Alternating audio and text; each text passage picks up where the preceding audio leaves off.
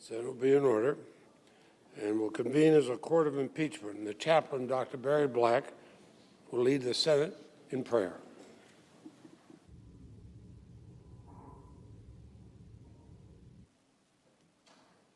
Let us pray. Almighty God, our shelter from the storms, give our Senate jurors discernment that will rescue our nation from ruin. Illuminate their minds with your truth as you speak through the whispers of conscience. Remind them that the seeds they plant now will bring a harvest. May the choices they make bring blessings, healing, and prosperity to our land. We pray in your merciful name. Amen. Please join me. Pledge allegiance. I pledge allegiance to the flag of the United States of America and to the republic for which it stands, one nation under God, indivisible, with liberty and justice for all.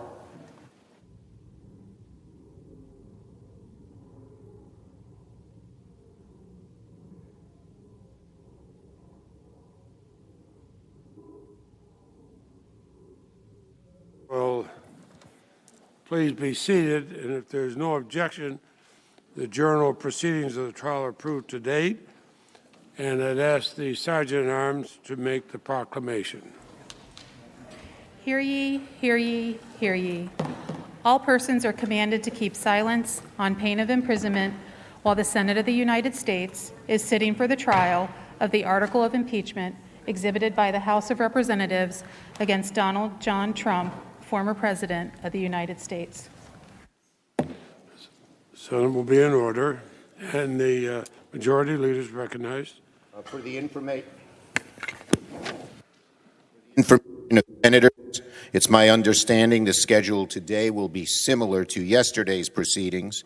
We'll plan to take a short break every 2-3 hours, and we'll accommodate a 30-minute recess for dinner, assuming it is needed. Then, pursuant to the provisions of Senate Resolution 47, the managers for the House of Representatives have 8 hours remaining to make the presentation of their case. And the Senate will now hear you. And the presiding officer recognizes Mr. Manager Raskin to continue the presentation of the case for the House of Representatives. Mr. President, thank you. Distinguished senators, Representative DeGette of Colorado will now show how the insurrectionists themselves believed that they were following President Trump's marching orders.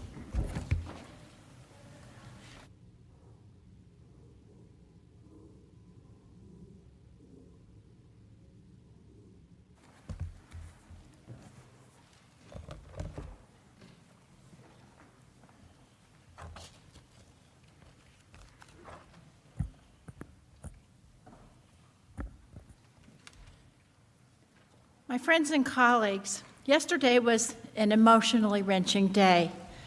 As I watched the footage of the violence in the Capitol building, my own experience flooded back to me.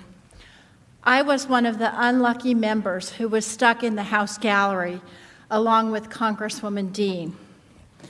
As the House floor was cleared beneath us of members and staff, we could see the mob pounding on the door to the House chamber. We could see the Capitol police officers inside the chamber pull their guns and point them at the intruders. Then we heard gunshots on the other side, and we flung ourselves down on the floor and removed our member pins. Then we heard pounding on the very flimsy gallery doors right up above us. Finally, after that situation for some time, we were told to run out of a door at the end of the gallery. As we ran through a line of police towards a staircase, this is what I saw. The SWAT team pointing automatic weapons at marauders on the floor. Looking at these people makes you wonder, who sent them here?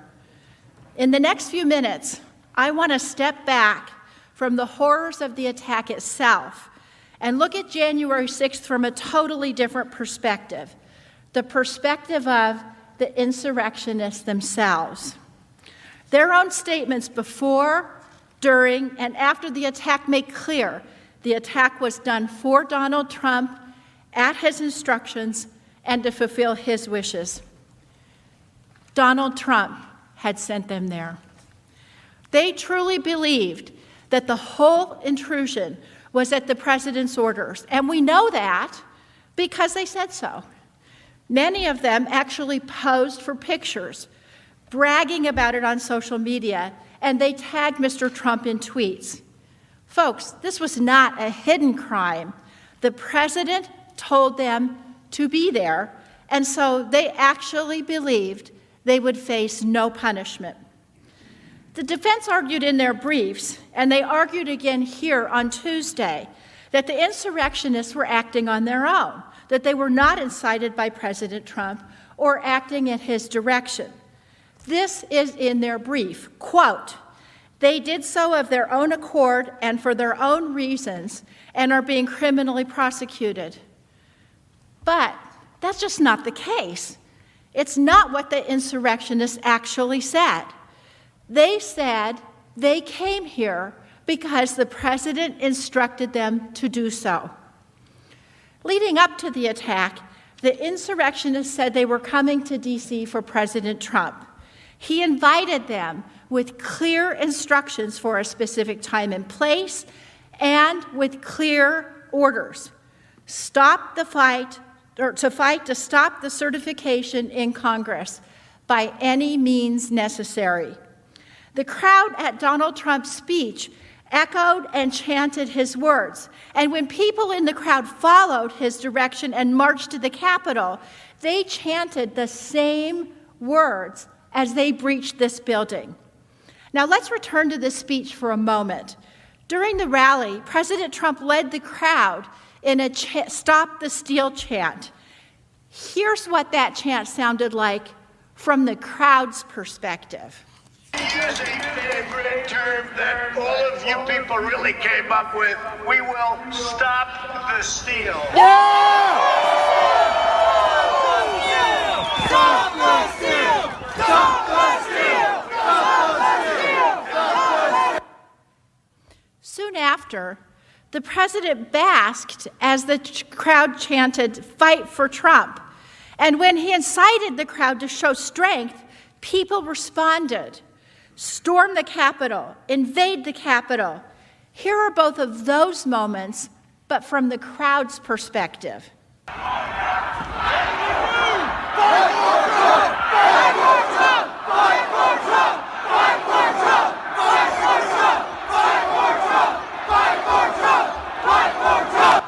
Thank you. You'll never take back our country with weakness. You have to show strength. Yes. Invade the Capitol building. We also have another perspective from this moment, online extremist chatter. At the same time as the people in the crowd shouted, "Take the Capitol building," as President Trump said, "Show strength," a person posted to Parler saying, quote, "Time to fight, civil war is upon us." Another user said, quote, "We are going to have a civil war, get ready." An analysis found that members of civil war quadrupled on Parler in the hour after Donald Trump said, "Show strength." When the insurrectionists got to the Capitol, they continued those rally cries. Insurrectionists holding Confederate flags and brandishing weapons cheered the president's very words.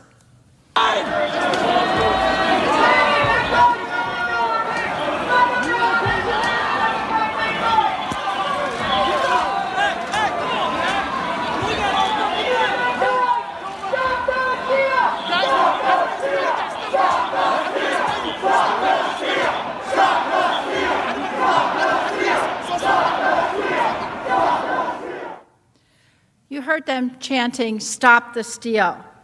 And as the crowd chanted at the rally, the crowd at the Capitol made clear who they were doing this for.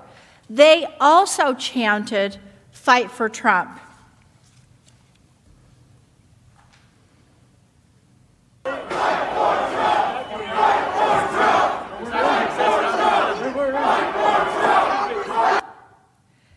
And it wasn't just that they were doing this for Mr. Trump, they were following his instructions.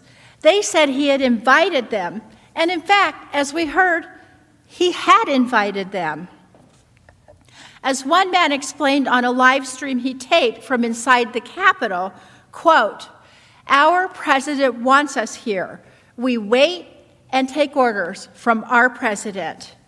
Footage from inside the Capitol shows when the insurrectionists first got into the building and confronted police, the mob screamed at the officers that they were listening to President Trump.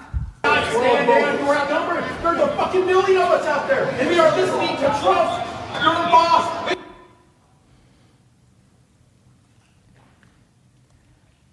The insurrectionists argued with law enforcement that they shouldn't even be fighting them because they believed that the commander-in-chief was ordering this. This was the person's understanding. When President-elect Biden went on television that day to demand an end to the siege, one woman asked this.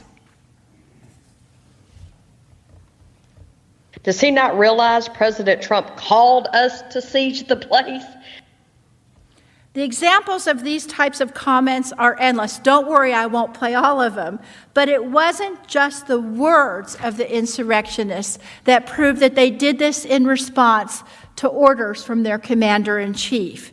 We can see this in the fact that they were not hiding. One rioter in a live stream at the Capitol said, quote, "He'll be happy. We're fighting for Trump." Let's call Trump, yes! Dude, let's tell Trump what's up. Trump would be very upset. And he'd be like, no, just say we love him. We love you, bro. No, he'll be happy. What do you mean? We're fighting for Trump. And again, this was not an isolated incident. The individuals in this slide posted photos of themselves committing these crimes. Trump supporters who had broken into the Capitol were taking selfies, streaming live videos, and posing. In fact, they wanted the president to know, "This is me." In fact, you can see the person wrote on his own posting, "This is me." And if there were any remaining doubt, after hours of prompting, when President Trump finally told the insurrectionists to go home, only then did some of them begin to listen. As you previously saw, at 4:17 p.m., Mr. Trump released a pre-recorded video saying to the mob, "Go home, we love you, you're very special." Shortly after he tweeted this video, a few of the insurrectionists who had seen it could be claiming victory and telling people to go home because of Donald Trump's message and instructions. You saw earlier the insurrectionist Jacob Chansley, who told someone, quote, "We won the day." A little before that video of Chansley, he said the same thing to the crowd through a bullhorn and instructed them to go home because of the video that President Trump had tweeted. Let's watch. Today is ours. We won the day. That's why Donald Trump has asked everybody to just go home. You can look it up on his Twitter. He just did a video, a minute long. He asked everybody to go home. Even after the attack, the insurrectionists made clear to law enforcement that they were just following President Trump's orders. They didn't shy away from their crimes because they thought they were following orders from the commander-in-chief, and so they would not be punished. They were wrong. After the attack, there were dozens of arrests.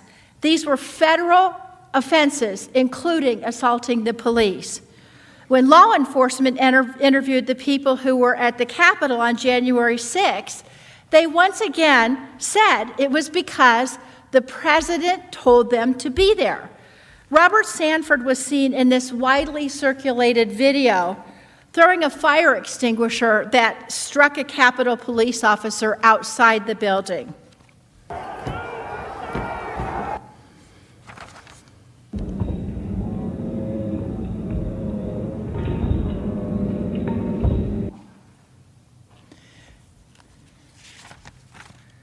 A witness told the FBI that Sanford said he had traveled to Washington, D.C. on a bus with a group of people.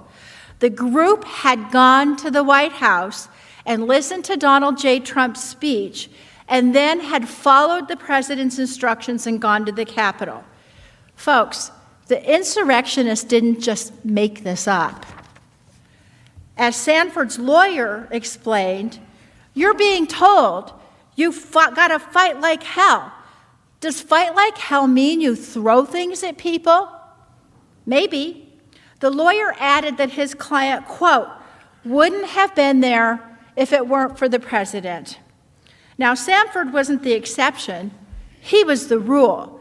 In their statements after the attack, insurrectionists routinely echoed what they had said before and during the attack. They were there because the president told them to be. Now look, the lawyers who are saying that their clients were told to commit these acts by Mr. Trump, well, they know that putting the blame on the president doesn't exonerate their clients.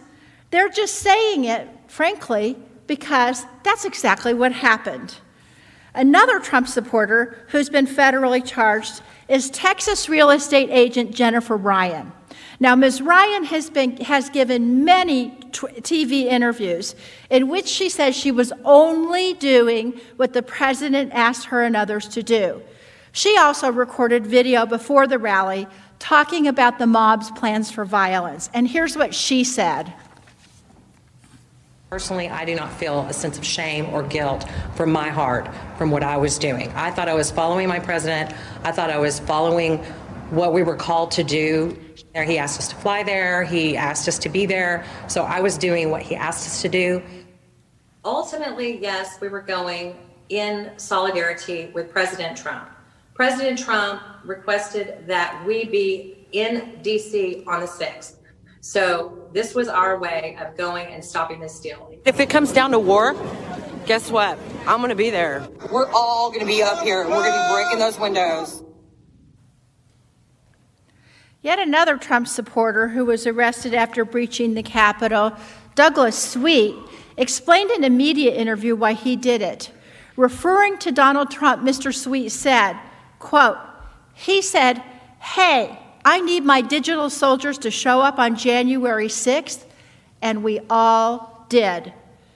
Some of these individuals who joined in the attack on our Capitol did so as part of violent racist groups, which have been officially condemned by our government.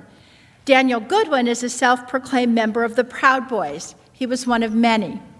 On November 7th, Goodwin tweeted a picture showing the Proud Boys logo surrounded by "Stand back and stand by," and the quote, again, "Stand back and stand by," and "Await orders from our commander-in-chief."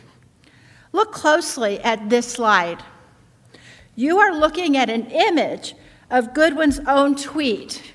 He was such a loyal follower of President Trump that he used the president's photo as his own profile picture on Twitter. Now remember, President Trump told them to stand back and stand by at the debate. They took it as a call to arms. And when he called them to arms, they were all ready to act. They were waiting for their orders, which they got on January 6th.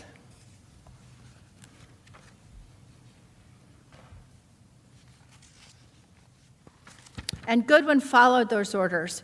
He stood ready as others broke into the windows at the Capitol and climbed inside. Here he is, on another of the insurrectionists' live stream in one of the first floor hallways of the building. When it became clear that Donald Trump was not going to save these folks from prosecution, when it became clear that the commander-in-chief had given false commands that went against this country, some of his supporters even expressed regret, and they said they felt duped. Here's Jacob Chansley again, who we saw in a video claiming victory after the president told the rioters to go home. Earlier in the afternoon, as you'll recall, Chansley carried a spear as he breached the Capitol, entered the Senate through the gallery, and went right here onto the Senate floor. Chansley left a threatening note for Vice President Pence right there on the Senate dais. It read, quote, "It's only a matter of time. Justice is coming." On January 7th, Chansley spoke to the FBI, and he said that he came as part of a group effort with other patriots from Arizona at the request of the president that all patriots come to D.C. on January 6, 2021. On January 14th, Chansley's lawyer gave an interview to Chris Cuomo in which he said that Chansley was there, quote, "at the invitation of our president, who said he would walk down Pennsylvania Avenue with him." In fact, Chansley's lawyer now says that Chansley felt duped by the president and he regrets what the president brought him to do.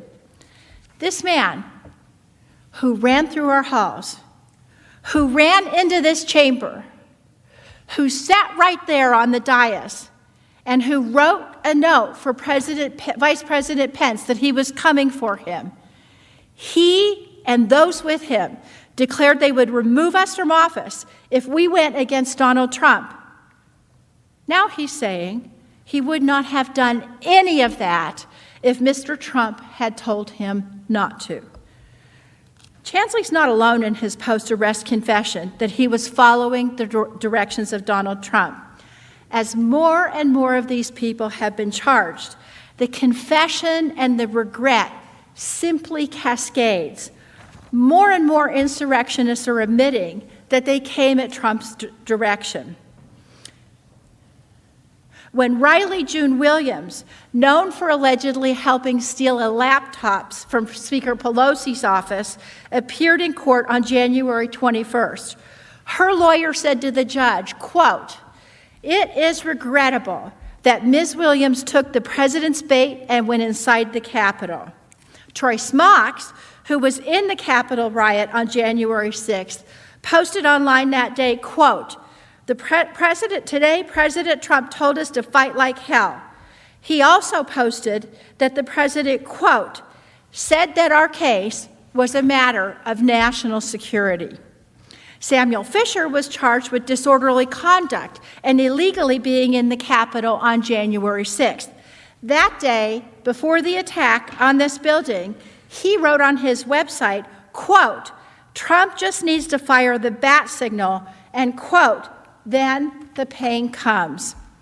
The lawyer for Dominic Pizzola, a leader of the Proud Boys, who was the first person to break inside the Capitol, said that President Trump effectively told his client and others, quote, "People of the country, come on down.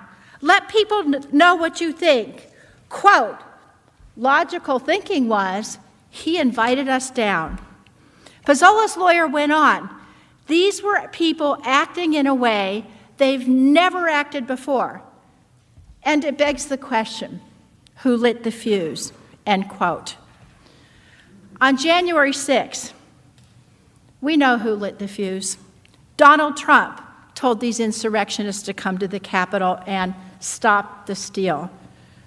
And they did come to the Capitol. And they tried to stop the certification. They came because he told them to. And they did stop our proceedings, but only temporarily, because he told them to. Have you noticed throughout this presentation the uncanny similarity over and over and over again of what all these people are saying. They said what Donald Trump said, and they echoed each other. Stand back and stand by. Stop the steal. Fight like hell. Trump sent us. We are listening to Trump.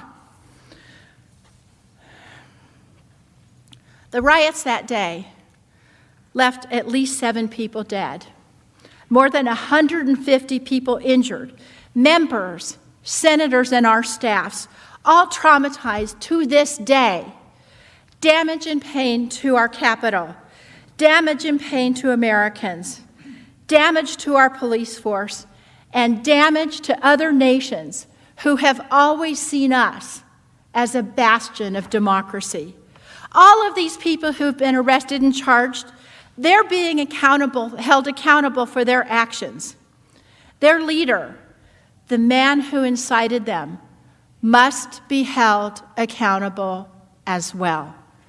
But, as I said earlier, you don't have to take my word for it that the insurrectionists acted at Donald Trump's direction.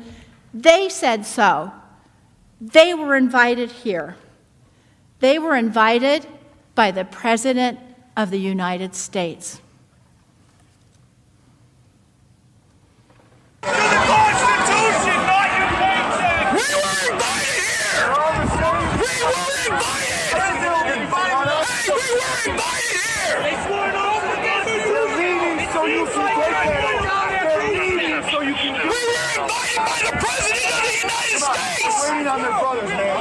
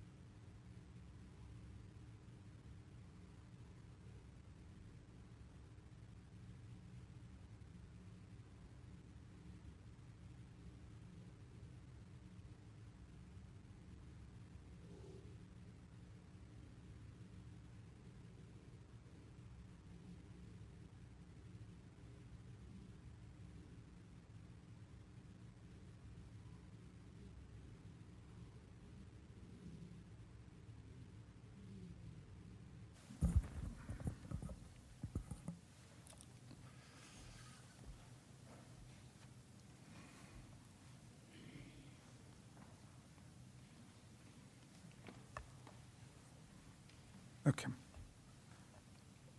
Senators, Representative DeGette just showed how the insurrectionists believed and understood themselves to be following President Trump's marching orders. She explained in chilling detail how they were acting in perfect alignment with his political instructions and his explicit strategy to retain power. They did what he told them to do. This pro-Trump insurrection did not spring into life out of thin air. We saw how Trump spent months cultivating America's most dangerous extremist groups. We saw how he riled them up with corrosive lies and violent rhetoric, so much so that they were ready and eager for their most dangerous mission in validating the will of the people to keep Donald Trump in office. But we must remember that this was not the first time Donald Trump had inflamed and incited a mob. Trump knew that his incitement would result in violence, not only because of the thousands of violent messages that were posted all over the forums and the widespread news of preparations for violence, among extremist groups and his communications on Twitter with the insurrectionists themselves, he knew it also because he'd seen many of the exact same groups he was mobilizing participate in extremist violence before. Moreover, he'd seen clearly how his own incitement to violence and praise after the violence took place galvanized, encouraged, and electrified these extremist followers. These tactics were road tested. January 6th was a culmination of the president's actions, not an aberration from them. The insurrection was the most violent and dangerous episode so far in Donald Trump's continuing pattern and practice of inciting violence. But I emphasize so far. Earlier, Congresswoman Plaskett showed several episodes of Trump's incitement that took place during the presidential election. But his encouragement of violence against other public officials who he thought had crossed him long predates the 2020 campaign. The incitement of violence is always dangerous, but it's uniquely intolerable when done by the President of the United States of America. But that became the norm. On President Trump's watch, white supremacists and extremist groups have spread like wildfire across the land. His own Department of Homeland Security called homegrown terrorism the #1 threat facing Americans today. But no matter how many people inside and outside government begged him to condemn extreme elements promoting violence, and indeed civil war in America, and race war in America, he just wouldn't do it. And that's because he wanted to incite and provoke their violence for his own political gain and for his own strategic objectives. Ever since he became president, Trump revealed what he thought of political violence. For his side, he praised it and he encouraged it. Right now, I'm going to play for you just a few clips from over the years when the president's words successfully incited his supporters into assaulting his opponents.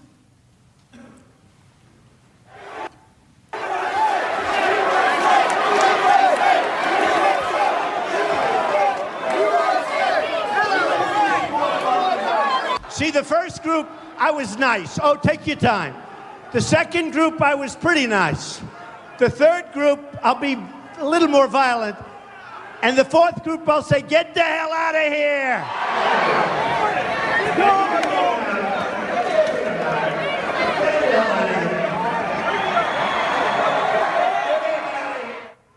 All right, yeah, get him the hell out of here, will you, please?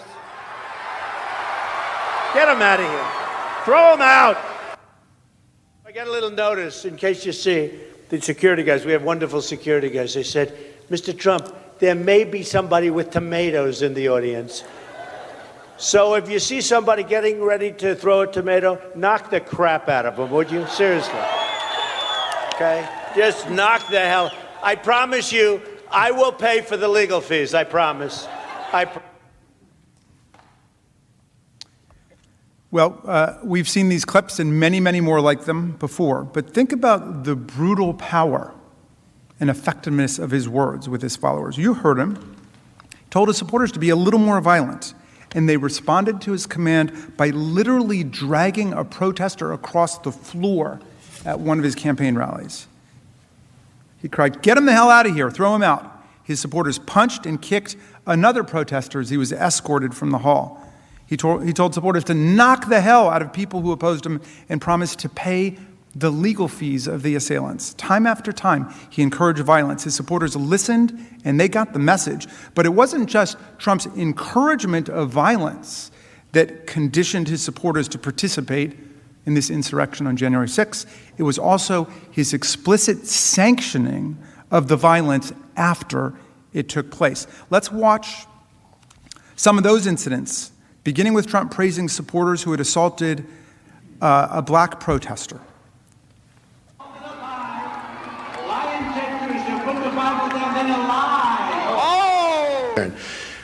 But we've had a couple that were really violent, and the particular one when I said, like to bang him. That was a very vicious, he was a guy who was swinging very loud and then started swinging at the audience. And you know what? The audience swung back.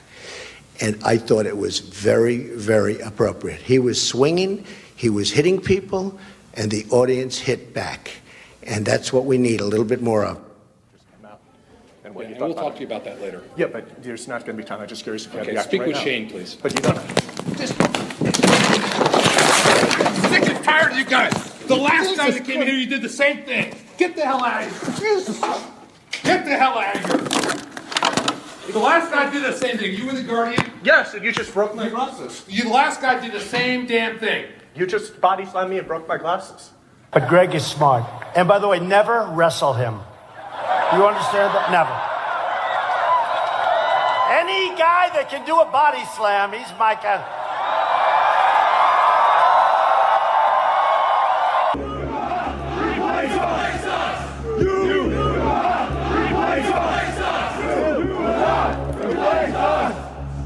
Jews will not replace us! Jews will not replace us! Jews will not replace us!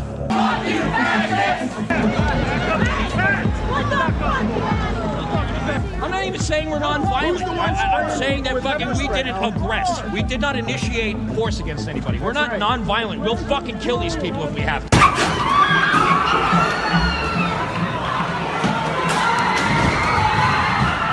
Well, I do think there's blame. Yes, I think there's blame on both sides. You look at both sides. I think there's blame on both sides. And you also had people that were very fine people on both sides. So just in case you didn't catch all of that, the president praised a Republican candidate who assaulted a journalist as my kind of guy. He said there were, quote, very fine people on both sides when the neo-Nazis, the Klansmen, and Proud Boys invaded the city, the great city of Charlottesville, and killed Heather Heyer. And he said that an attack on a black protester at one of his rallies was very, very appropriate. Does that sound familiar? Listen to how President Trump responded when asked about his own conduct on January the 6th. What is your personal responsibility? So if you read my speech, and many people have done it, it's been analyzed, and people thought that what I said was totally appropriate. So there the pattern is, staring us in the face. Very, very appropriate, he said after a man was assaulted at one of his rallies. Totally appropriate was how he characterized his incitement on January 6th, meaning that, of course, if given the chance, he would gladly do it again, because why would he not engage in totally appropriate conduct? An examination of his past statements makes it clear that when Donald Trump tells a crowd, as he did on January 6th, fight like hell, or you won't have a country anymore, he meant for them to fight like hell. On January 6th, that became clear to all of America. Now, let's consider the events, senators, that took place last year in Michigan, where President Trump demonstrated his willingness and his ability to incite violence against government officials who he thought were getting in his way. When responding to extremist plots in Michigan, Trump showed he knew how to use the power of a mob to advance his political objectives. Beginning in March, Trump leveled attacks on Michigan Governor Gretchen Whitmer for the coronavirus policies in her state. On March 17th, the day after Governor Whitmer pushed the federal government to better support the states on COVID-19, Trump criticized her handling of the pandemic, tweeting, "Failing Michigan governor must work harder and be much more proactive. We are pushing her to get the job done. I stand with Michigan." On March 27th, he added, "I love Michigan. One of the reasons we're doing such a great job for them during this horrible pandemic. Yet your governor, Gretchen Whitmer, is way in over her head. She doesn't have a clue, likes blaming everyone for her own ineptitude. Hashtag MAGA." By April, Trump's rhetorical attacks and name-calling turned to calls for mass mobilization of his supporters. This was a sign of things to come. On April 17th, 2020, he tweeted, quote, "Liberate Michigan." Not even 2 weeks later, on April 30th, his supporters marched on the Michigan State Capitol in Lansing. They stormed the building. Trump's marching orders were followed by aggressive action on the ground. We have a right. Let us in. Let us in. Let us in. No more rainbows. No more. Heil Hitler. Heil Hitler. The winner. The winner. The winner. You policemen are all cowards. You betrayed us. The police have betrayed the people. Lock her up! Lock her up! Lock her up! Lock her up! Lock her up! As the video shows, these militant protesters showed up ready to take a violent stand. They came armed and tightly packed themselves into the building with no regard, of course, for social distancing. This Trump-inspired mob may indeed look familiar to you. Confederate battle flags, MAGA hats, weapons, camo army gear, just like the insurrectionists who showed up and invaded this chamber on January 6th. The siege of the Michigan State House was effectively a state-level dress rehearsal for the siege of the U.S. Capitol that Trump incited on January 6th. It was a preview of the coming insurrection. President Trump's response to these two events was strikingly similar. Following the armed siege in Lansing, President Trump refused to condemn the attacks on the Michigan Capitol or denounce the violent lawbreakers. Instead, he did just the opposite. He upheld the righteousness of his violent followers' cause, and he put pressure on the victim of the attack to listen to his supporters. The day after the mob attack in Lansing, Trump told Governor Whitmer to negotiate with the extremists, tweeting that the governor should just, quote, give a little to the violent men who had stormed the Capitol, threatening not only the stability of the Michigan government, but her own life. As you can see, he tweeted, the governor of Michigan should give a little and put out the fire. These are very good people, but they are angry. They want their lives back again safely. See them, talk to them, make a deal. The president says heavily armed extremists carrying Confederate battle flags and pushing past police to overtake the Michigan State House chamber are very good people and just negotiate with them. It's clear he doesn't think that they're at fault in any way at all. But April 30th wasn't the only time Trump supporters stormed the Michigan Capitol. Emboldened by his praise and his encouragement and support, they escalated again. Governor Whitmer refused to capitulate to the president's demand to negotiate with them. 2 weeks later, on May 14th, Trump's mob again stormed the state capitol.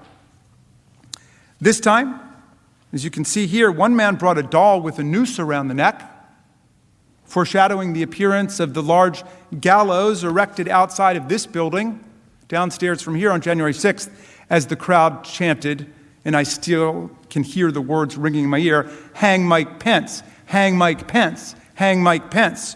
Over the coming months, even after a crowd threatening Governor Whitmer stormed the Capitol, Trump continued to assail her in public. At a rally in Michigan on September 10th, Trump whipped up the crowd against Governor Whitmer, saying, quote, she doesn't have a clue about reopening her own state's economy. The crowd cheered. Then, on October 8th, the precise consequences of the president's incitement to violence were revealed to the whole world. Look at this. 13 men were arrested by the FBI for plotting to storm the Michigan State Capitol building, launch a civil war, kidnap Governor Whitmer, transport her to Wisconsin, and then try and execute her. This was an assassination conspiracy, a kidnapping conspiracy. Look at the language that they used. In the charging document, the FBI reported that one of the conspirators said he needed, quote, 200 men to storm the Capitol building and take political hostages, including the governor. The suspect called it a snatch and grab, man. Grab the effing governor. One of those men has already pled guilty to this conspiracy. The plot was well organized, just like the one that was coming on January the 6th. The men in Michigan even considered building Molotov cocktails to disarm police vehicles and attempted to construct their own IEDs, something that actually happened here on January 6th. Police authorities arrested extremists who had weapons and materials to build explosive devices, including one man found with an assault rifle and enough materials to make 11 Molotov cocktails.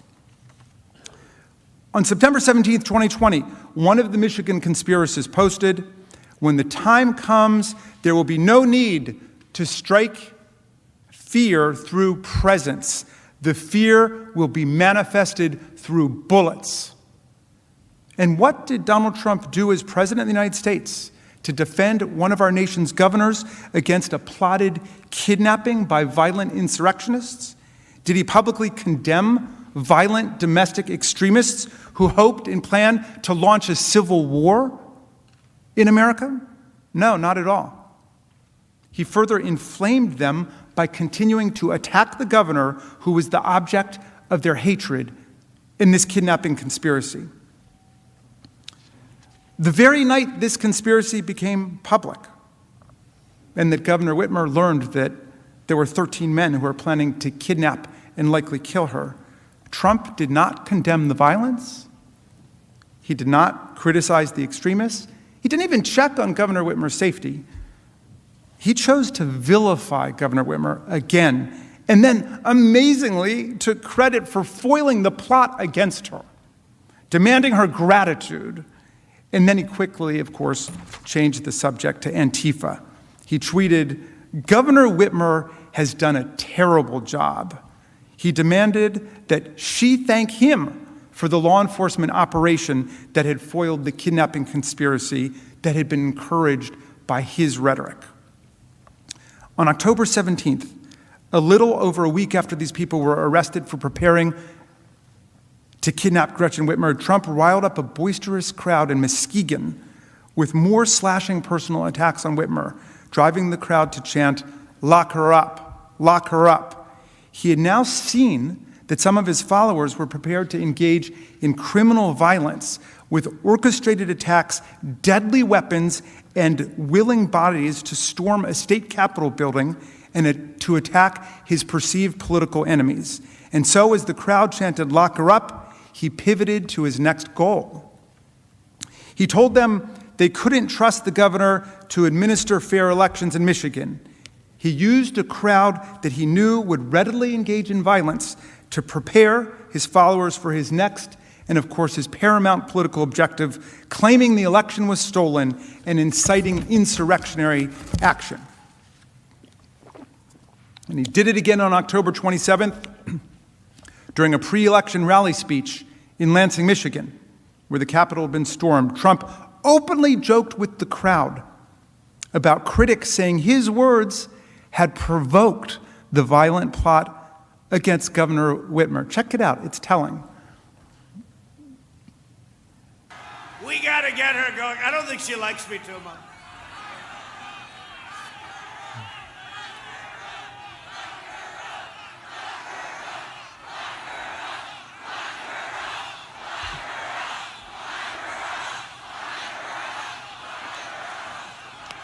See, I don't comment on that, because every time if I make just even a little bit of a nod, they say, the president led them on. No, I don't have to lead you on. Even a little nod, they say, the president said, your governor, at the urging of her husband, who has abused our system very badly, the only man allowed in the state of Michigan, the only man allowed to go sailing is her husband. No, your governor, I don't think she likes me too much. Hey, I'm the one, it was our people that helped her out with her problem. I mean, we'll have to see if it's a problem, right? People are entitled to say maybe it was a problem, maybe it wasn't. It was our people, my people, our people, that helped her out.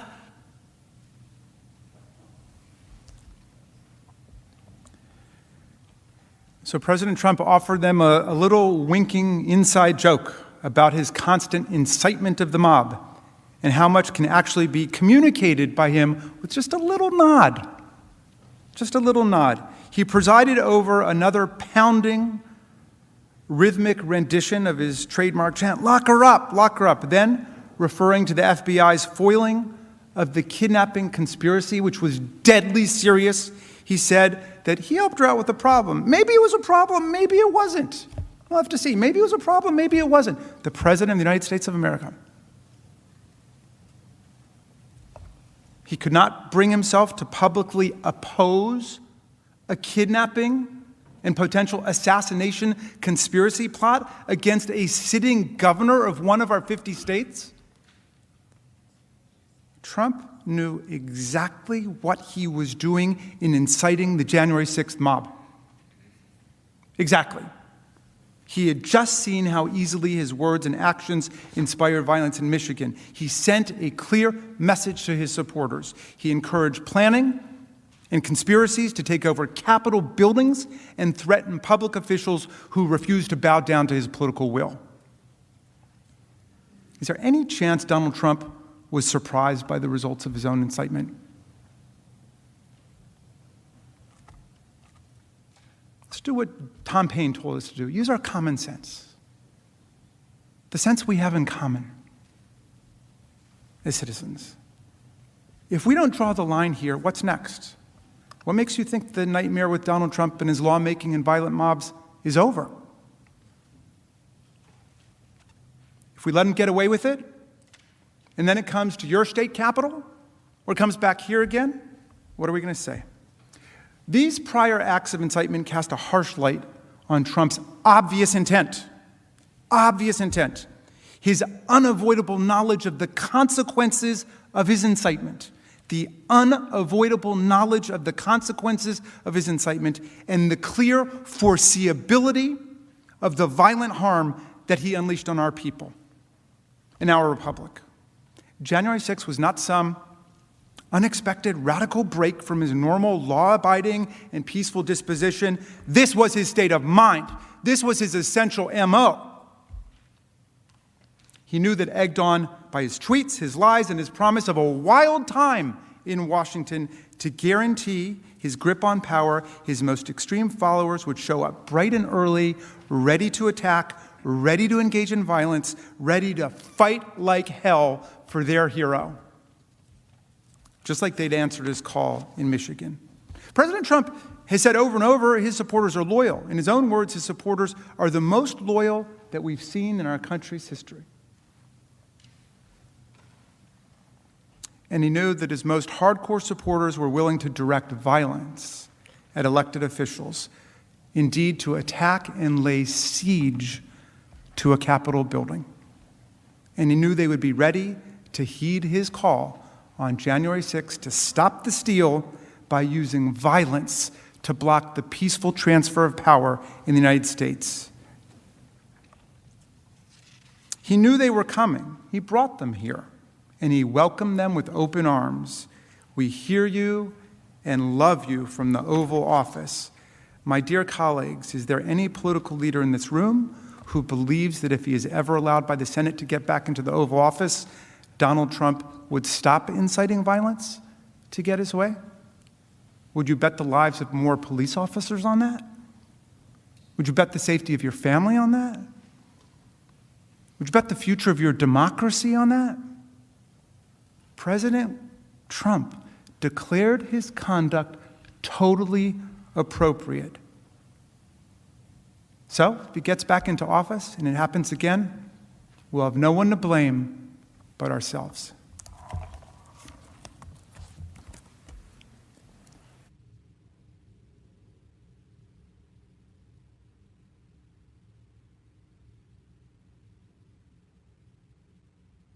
Mr. Liu will return now to tell you about President Trump's total lack of remorse after the insurrection.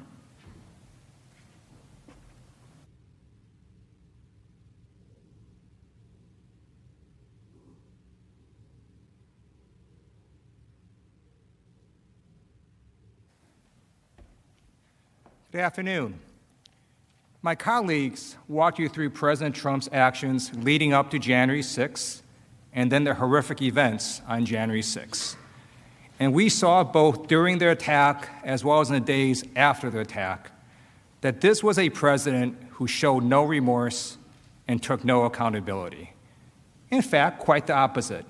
As Representative Raskin showed you, President Trump claimed that his actions were, quote, totally appropriate. The assertion that everyone thought Donald Trump's actions were totally appropriate, including people in this room, is of course untrue. It is also dangerous.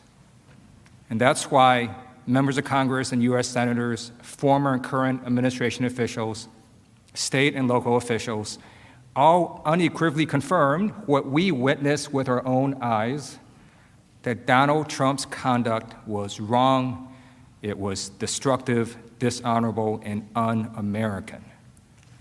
President Trump's lack of remorse and refusal to take accountability during the attack shows his state of mind.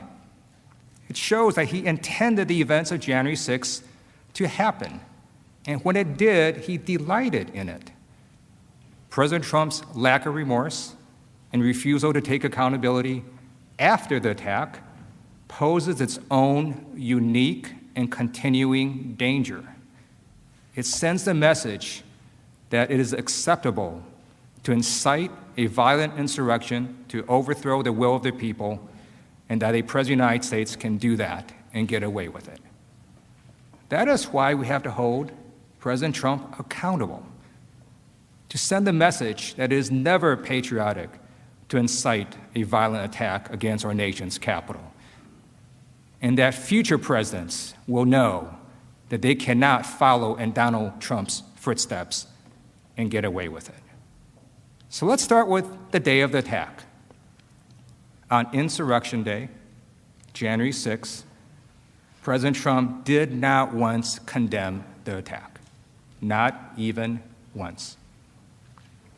Even when he finally asked the violent extremists to go home, which was 3 hours after the attack began, he sends this video, and he ends it with, "You're very special.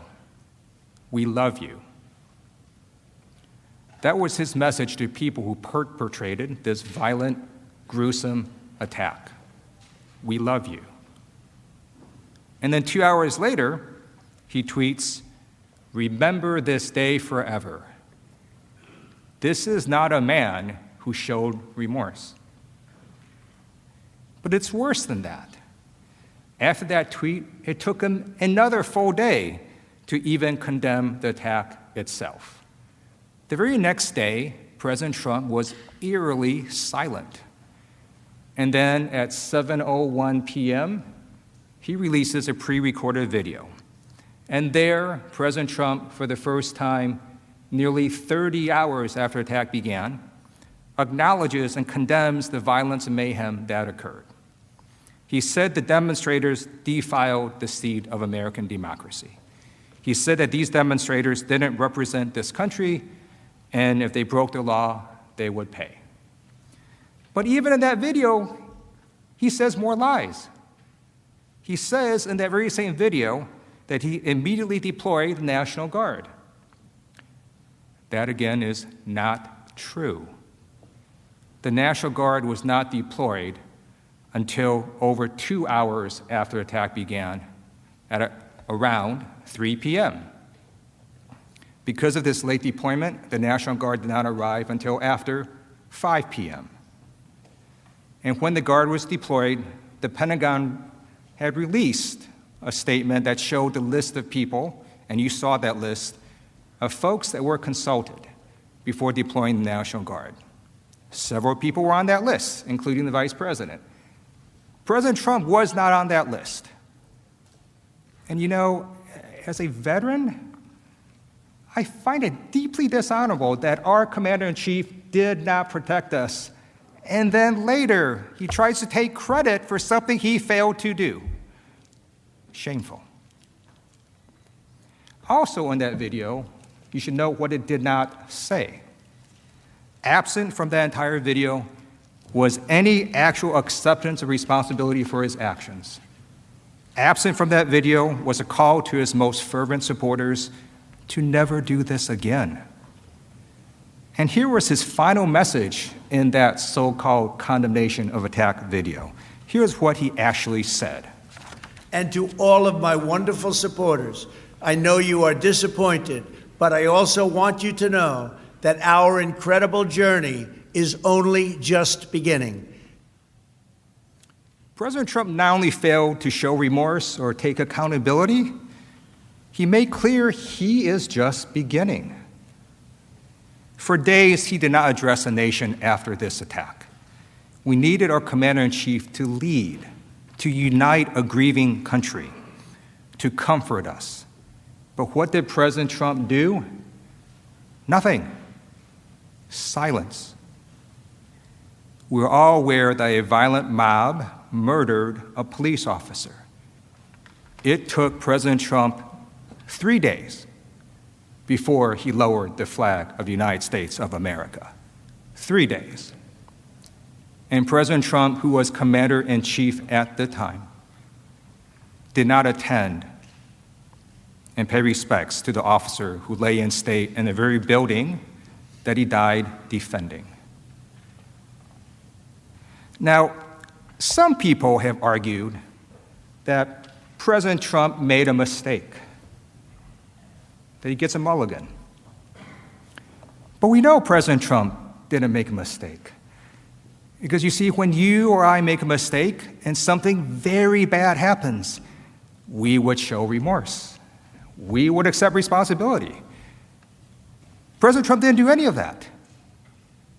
Why not? Because he intended what happened on January 6th. And how do we know that? He told us. On January 12th, as President Trump was boarding Air Force One to head to Texas, and you saw this video before, and I'm going to show it again, he was asked by a reporter, quote, "What is your role in what happened at the Capitol? What is your personal responsibility?" And this was his response. Analyzed my speech and my words and my final paragraph, my final sentence, and everybody to the T thought it was totally appropriate. On January 12th, President Trump had seen the violent attack on the Capitol. He knew the people that died. And his message to all of us was that his conduct was totally appropriate. I'm a former prosecutor, and we're trained to recognize lack of remorse. But it doesn't take a prosecutor to understand that President Trump was not showing remorse. He was showing defiance. He was telling us that he would do this again, that he could do this again, that he and future presidents can run for national election, lose the election, inflame the supporters for months, and then incite an insurrection, and that would be totally appropriate. 1 week after the attack, on January 13th, President Trump, in response to continuing bipartisan criticism, releases another video. Here's part of what he said. "I want to be very clear. I unequivocally condemn the violence that we saw last week. Violence and vandalism have absolutely no place in our country and no place in our movement." President Trump, of course, had to make that statement. He needed to unequivocally condemn the attack. But he also needed to mean those words. You saw Donald Trump tweet endless attacks, sometimes 108 tweets in a day, and in public speeches and across rallies, repeating words of fight and stop the steal and never surrender. You know what it looks like when President Trump wants to convey a message. Forcefully, loudly, and repeatedly, he does that. This video sent after a week of the attack was not that. And we know this because in this video, he again does not show remorse, does not take responsibility. He again does not acknowledge his role in the insurrection. He does not say in that video, for example, "Everything I said in the months prior went too far." And he does not say the one sentence that matters. He does not say the one sentence that would stop future political violence. The election was not stolen. He still hasn't said that sentence. That is why National Guard troops in full body armor still patrol outside. Reports from the White House also confirm that President Trump believed he was, quote, forced by the bipartisan fear after the insurrection to acknowledge the new administration. We know he did not stand behind his belated condemnation because those around him confirmed it. And behind closed doors, sources confirmed that President Trump still refused to directly acknowledge his election loss to Joe Biden and refused to even attend the peaceful transition of power, the first president in modern history. President Trump even reportedly, while watching the impeachment vote, quote, focused his ire on the Republicans who voted for his impeachment, peppering aides with questions about what he could do to exact revenge. President Trump has made clear that if he is not held accountable, he will not be accountable. He will not stop. Now, President Trump would have his base and the world believe that his conduct was totally appropriate. It is important to impeach that falsehood, to make clear to his supporters and everyone watching that what Donald Trump did was not acceptable. In fact, quite the opposite. People in his own party, state officials, former officials, current officials, members of Congress, have all unambiguously and passionately said that what Donald Trump did was, quote, disgraceful, shameful, and they've called his behavior existential and wrong. And they said that his actions gave rise to one of the darkest chapters in United States history. Let's hear what some of these officials had to say. Here are Governors Spencer Cox, Charlie Baker, Mike DeWine, Larry Hogan, and Phil Scott. People have to be held accountable, and yes, that includes the president. It's important to remember that they were the culmination of months of President Trump repeating over and over again that the American electoral system is a fraud. After he stoked the flames of outrage for weeks leading up to the events of yesterday, he refused to adequately prepare the U.S. Capitol for the possibility of violence and left it nearly defenseless. His remarks during and after the travesty of the attack on the Capitol were disgraceful. President Trump's continued refusal to accept the election results without producing credible evidence of a rigged election has started a fire that has threatened to burn down our democracy.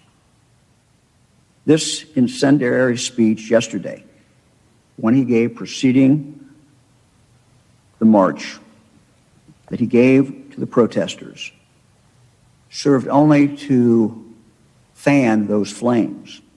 I proudly stood by my father's side at age 12 on the floor of the House chamber as we both took the oath of office, an oath to support and defend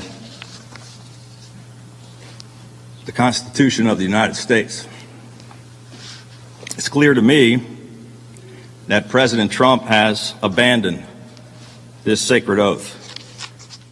Seeing our Capitol, a symbol of democracy around the world, stormed by an angry mob was heartbreaking. And let me be clear, these actions were not patriotic, and these people are not patriots.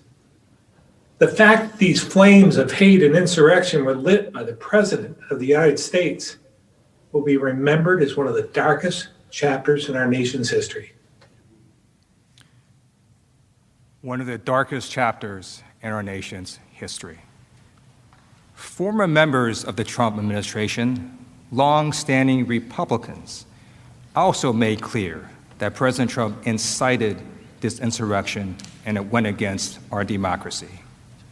The President's former Secretary of Defense, James Mattis, declared that today's violent assault on our Capitol, an effort to subjugate American democracy by mob rule, was fomented by Mr. Trump. Former White House Chief of Staff John Kelly also spoke on this as well, and I'd like to play an audio clip of what he said. What happened on Capitol Hill yesterday is a direct result of his poisoning the minds of people with the lies and the frauds. If you couldn't hear that, what John Coley said about President Trump was that what happened on Capitol Hill was a direct result of him poisoning the minds of people with the lies and their fraud.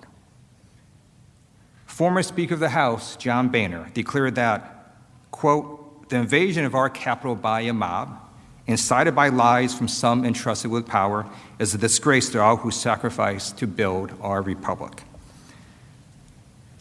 This was echoed by former Trump official after former Trump official. Here is what former National Security Advisors John Bolton and H.R. McMaster, former White House Communications Director Alyssa Farah, and former Chief of Staff Mick Mulvaney said. Let me just ask you, do you think President Trump has blood on his hands?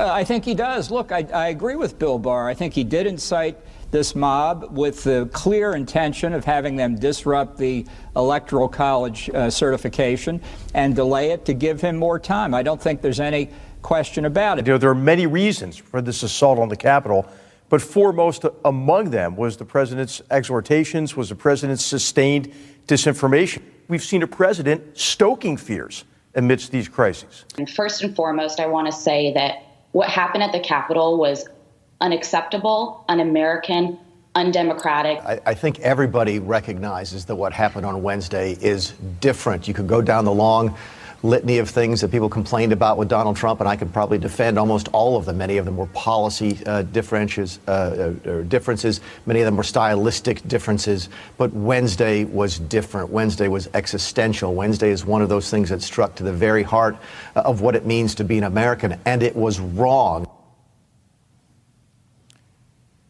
Mick Mulvaney, President Trump's former chief of staff, is clearly saying what we all felt, that January 6th was different.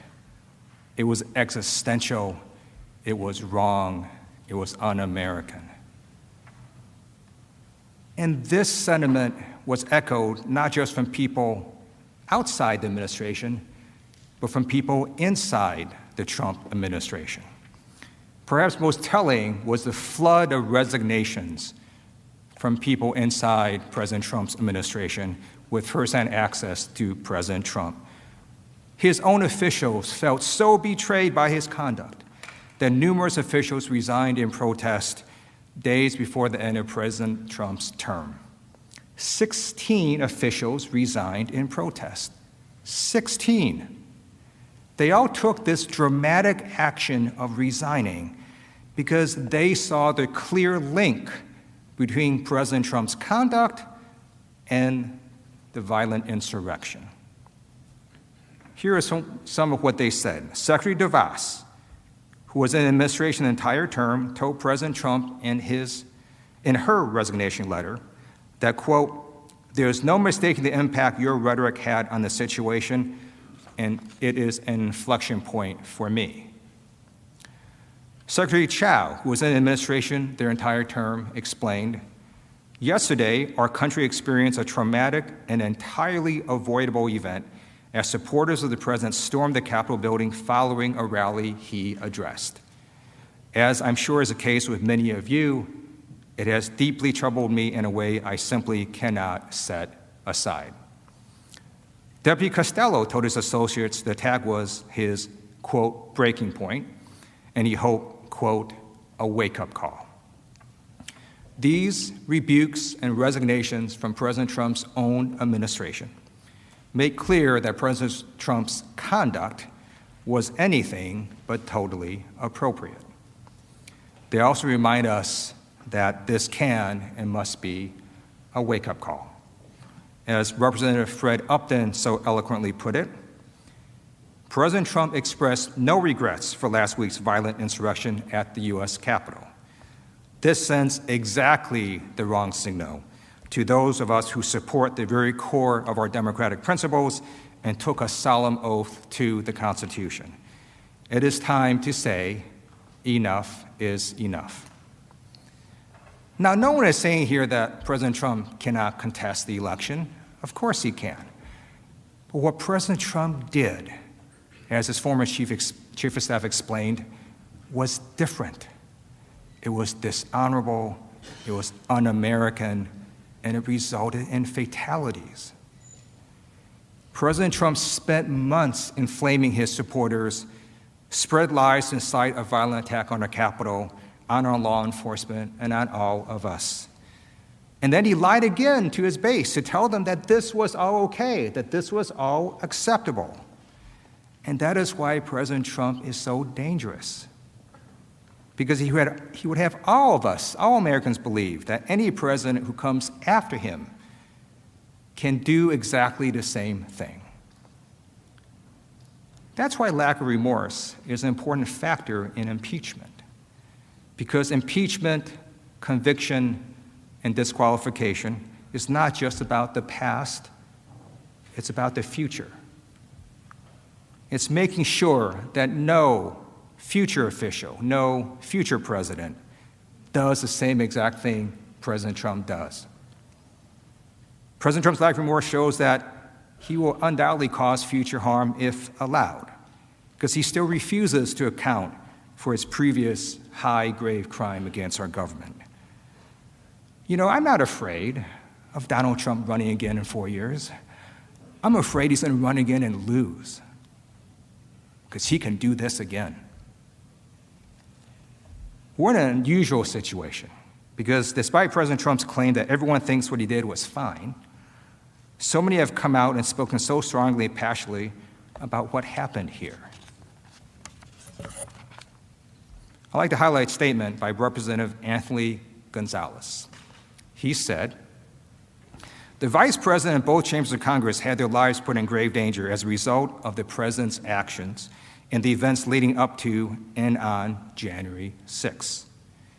During the attack itself, the President abandoned his post while many members asked for help, thus further endangering all present. These are fundamental threats not just to people's lives, but to the very foundation of our republic." And now I'd like to show what members of Congress said leading up to the most bipartisan impeachment vote in U.S. history. Because I do want everyone watching, especially President Trump's supporters, to see firsthand what I believe we all feel, that what President Trump did was not appropriate, that it was not American, and that it absolutely cannot stand. What he has done and what he has caused here is something that we've never seen before in our history. All indications are that the president has become unmoored, not just from his duty, nor even his oath, but from reality itself. The president's role in this insurrection is undeniable, both on social media ahead of January 6th and in his speech that day. He deliberately promoted baseless theories, creating a combustible environment of misinformation and division. To allow the President of the United States to incite this attack without consequences is a direct threat to the future of this democracy. After this trial, I hope you will come together and cast your vote and make absolutely clear how we as a Congress and as a nation feel about what Donald Trump did by convicting him. And to prevent this from being only the beginning, as President Trump said, and to deter future presidents who do not like the outcome of a national election from believing they can follow in President Trump's footsteps. It is what our Constitution requires. It is what our country deserves.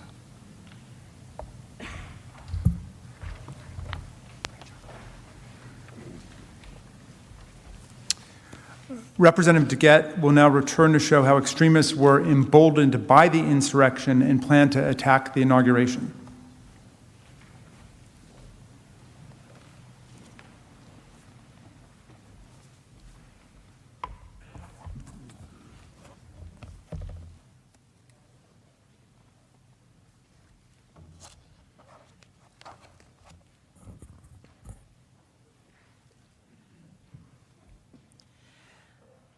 My colleagues have showed you the overwhelming evidence of how President Trump's conduct assembled, incited, and inflame the mob. We showed how and why this attack, this violence, was not only foreseeable, but preventable. We showed that President Trump knew his conduct could and would result in violence, and that when the attack occurred, he did not fulfill his duty as commander-in-chief and defend us. Instead, he was delighted. Donald Trump incited a violent insurrection, and he failed to defend our nation, our Capitol, this Congress, and our law enforcement from the attack he incited. Now I want to turn to the impact, the long-term harm of this conduct. My colleagues and I will walk through the breadth and gravity of this harm. I'd like to start with the effect President Trump's conduct had on our domestic security. We saw firsthand how Donald Trump's conduct emboldened and escalated domestic violence extremists. These folks are known in the law enforcement community as DVEs. These threats were and are made worse by President Trump's refusal to take accountability and his refusal to forcibly denounce what his own FBI identified as some of the most dangerous elements of our country. Even as the attack was underway, he tweeted words of support to his violent supporters. And then, in the aftermath on January 7th, President Trump made it clear this was only the beginning. And to all of my wonderful supporters, I know you are disappointed, but I also want you to know that our incredible journey is only just beginning. And he was right. Unless we take action, the violence is only just beginning. In the aftermath of the attack, we saw a huge rise in threats from domestic violent extremists, including specific threats to the inauguration in D.C. and also to all 50 state capitals. Our intelligence agencies confirmed that in addition to these specific threats, President Trump's conduct emboldened the very same violent groups who initiated the attack and sparked new violent coalitions. These groups believe that they're following his orders. They believe that their acts of insurrection and violence are patriotic. Violence is never patriotic, and it's never American. It's not the Democratic way, and it's not the Republican way. After the attack, the nation's top defense and law enforcement agencies reported an increase in credible threats to the inauguration from Donald Trump's supporters. On January 13, 2021, a joint intelligence bulletin issued by the Department of Homeland Security, the FBI, and the National Counterterrorism Center found, quote, since the 6 January event, violent online rhetoric regarding the 20 January presidential inauguration has increased, with some calling for unspecified, quote, justice for the 6 January fatal shooting by law enforcement of a participant who had illegally entered the Capitol building, and another posting that, quote, many armed individuals would return on 19 January. The agencies also made clear why these threats were escalating, especially regarding the inauguration.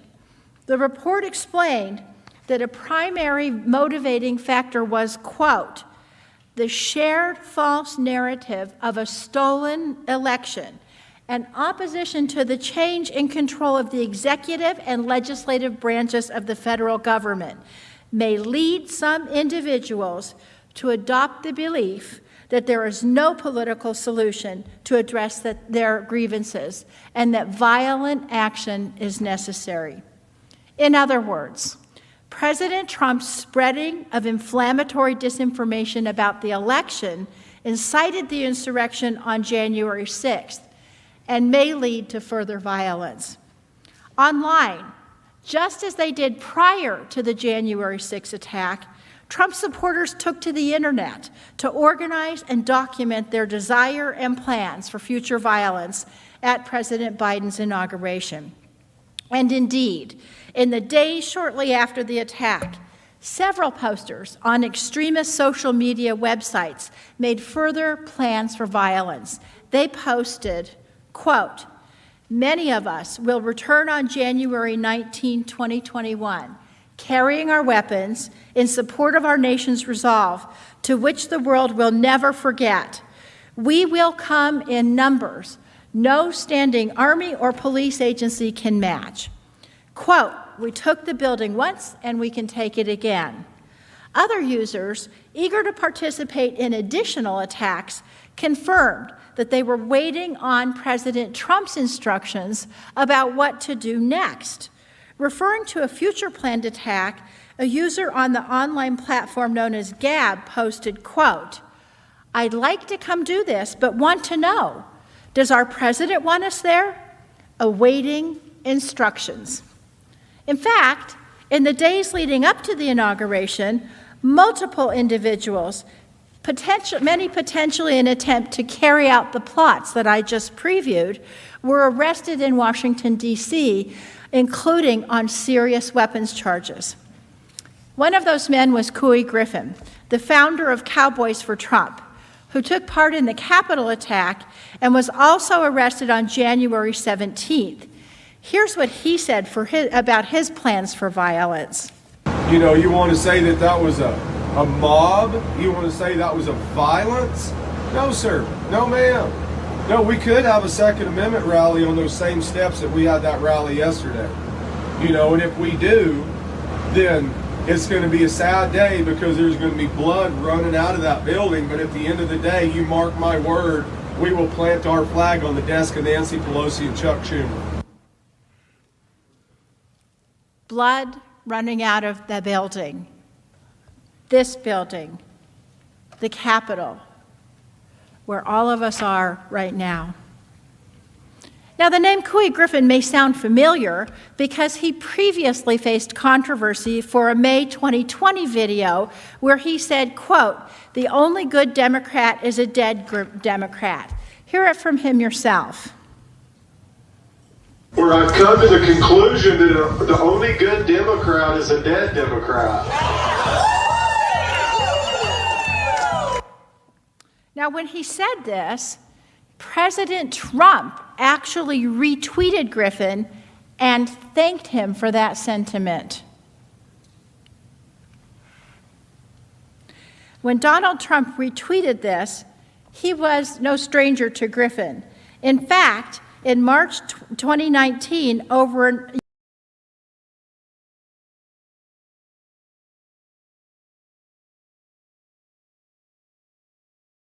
made it clear that he supported Griffin. In fact, Griffin even said so himself. As Griffin later said about President Trump retweeting his inflammatory comment about the dead Democrats, quote, "It really means a lot to me because I know the President of the United States has my back." Remember, this is a man who was here on January 6th, who was arrested after threatening to come back here to make blood come running out of this building. Threats like Griffin's have triggered a deployment of forces, the likes of which we have never seen. There were approximately 25,000 National Guard troops brought in from around the country to protect D.C. leading up to and on Inauguration Day. As you know, many of those troops are still here. Take a look at that.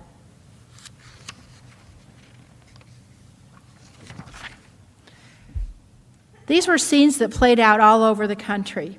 5 days following the siege on the Capitol, on January 11, 2021, the FBI warned that, quote, "Armed protests are being planned at all 50 state capitals from 16 January through at least 20 January, and at the U.S. Capitol from 17 January through 20 January.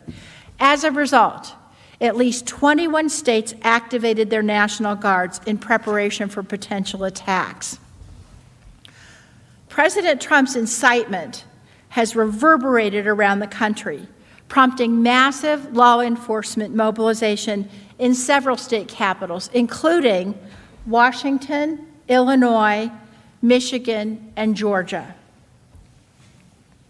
Look at these photos. This is what Donald Trump has done to America.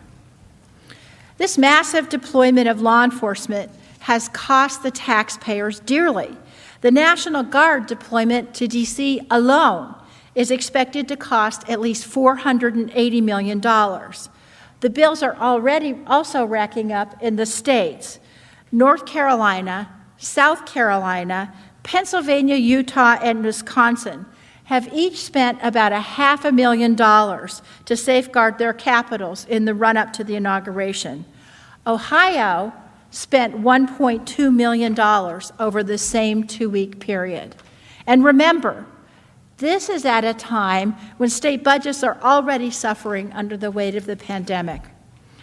Our brave service members showed up. Thanks to their dedication and their vigilance, the inauguration and the days leading up to it mercifully proceeded without incident. In fact, after news broke of law enforcement's preparedness for further attacks, leaders of the Proud Boys, the Three Percenters militia, the organizers of the Million MAGA March, they all now told their followers to avoid protests up to or leading up to the inauguration for fear that law enforcement would crush them and arrest rioters who showed up. Thank God there wasn't an insurrection sequel here on January 20th. But look at the price we've paid. The price that we're still paying. It's not just dollars and cents. This capital has become a fortress, as state capitals have all across the country. Our constituents no longer have access to the elected representatives. Every Democrat and Republican, including people who came here on January 6th peacefully, is paying the price. And it's not just a loss of access. It's a dimming of their freedom. It's a dimming of all of our freedom. We must uphold our oaths, as the tens of thousands of law enforcement officers have done in the wake of January 6th. Because if we do not, President Trump's mob stands ready for more attacks. Now, this should be no surprise. Having a commander-in-chief who incites violence has given life to the existing violent groups he spent years cultivating and has inspired new coalitions among extremist groups who actually view January as a success. According to the FBI, President Trump's assemblage of his mob was particularly dangerous because, quote, in-person engagement between DVEs of differing ideological goals during the Capitol breach likely served to foster connections which may increase DVE's willingness, capability, and motivation to attack and undermine a government they view as illegitimate. In other words, they all got to talking to each other. This bulletin by our own Intelligence Committee was also confirmed by concrete evidence. Rioters celebrated their roles in the January 6th attack on social media. They boasted about their success in breaching the Capitol and forcing members of Congress and the Vice President to evacuate. Take, for example, right-wing provocateur Nick Fuentes. The day before the Capitol insurrection, Fuentes said this on his internet show. What can you and I do to a state legislator besides kill him? Although we should not do that. I'm not advising that, but I mean, what else can you do, right? Fuentes was at the Capitol on January 6th and praised the insurrection on a live stream as glorious and awe-inspiring. He later said, quote, "We forced a joint session of Congress and the Vice President to evacuate because Trump supporters were banging down and then successfully burst through the doors." Fuentes was not the only provocateur to revel in the violence. According to Mike Dunn, a member of the Boogaloo Boys, an anti-government movement whose adherents helped to lead multiple groups in storming the Capitol, The Boogaloo Boys will be, quote, working overtime to capitalize on the January 6th riots and hope it will lead to more action. They said, quote, just know there's more to come. Proud Boys members were bragging about the attack on the Capitol. One post on the Proud Boys Telegram channel said, people saw what we can do. They know what we're up to. They know and they want in. The leader of the Proud Boys himself sent the same message. Enrique Tarrio said the Proud Boys would be active during Biden's presidency. Tarrio stated, you're definitely going to see more of us. Extremist groups are also boasting that the attack on our Capitol is a boon for their recruitment efforts. 3% Security Force leader Chris Hill says he's been contacted by several people interested in joining since the insurrection.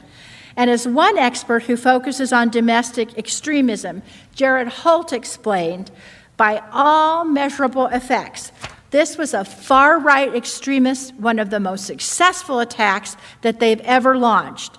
They're talking about this as the first stab in a greater revolution. And as indicated by Mr. Holt, their perceived success has given them encouragement to continue and to escalate attacks. Intelligence agencies have also noted that these extremist groups will, unfortunately, be targeting vulnerable minority communities in the U.S. A January 27, 2021 DHS bulletin warned, quote, long-standing racial and ethnic tension of the sort that led to a man killing 23 people at an El Paso Walmart will continue to grow and motivate further attacks. The January 13 Joint Intelligence Bulletin report stated that in addition to the other types of violence listed, DVEs may be incited to carry out more violence, including violence against racial, ethnic, and religious minorities, and associated institutions, journalists, members of the LGBTQ+ community, and other targets common among some DVEs. These prejudiced elements could be seen visibly in the crowd that attacked the Capitol. Pictured here is Robert Packer. Robert Packer is an avowed white supremacist and Holocaust denier who proudly wore that sweatshirt which states, quote, Camp Auschwitz. These prejudiced elements could also be heard from the crowds. As you've heard, the insurrectionists that attacked the Capitol on January 6th hurled racial slurs, including at black police officers. One officer described the trauma he experienced when the rioters seized the Capitol. He said, quote, I'm a black officer. There was a lot of racism that day.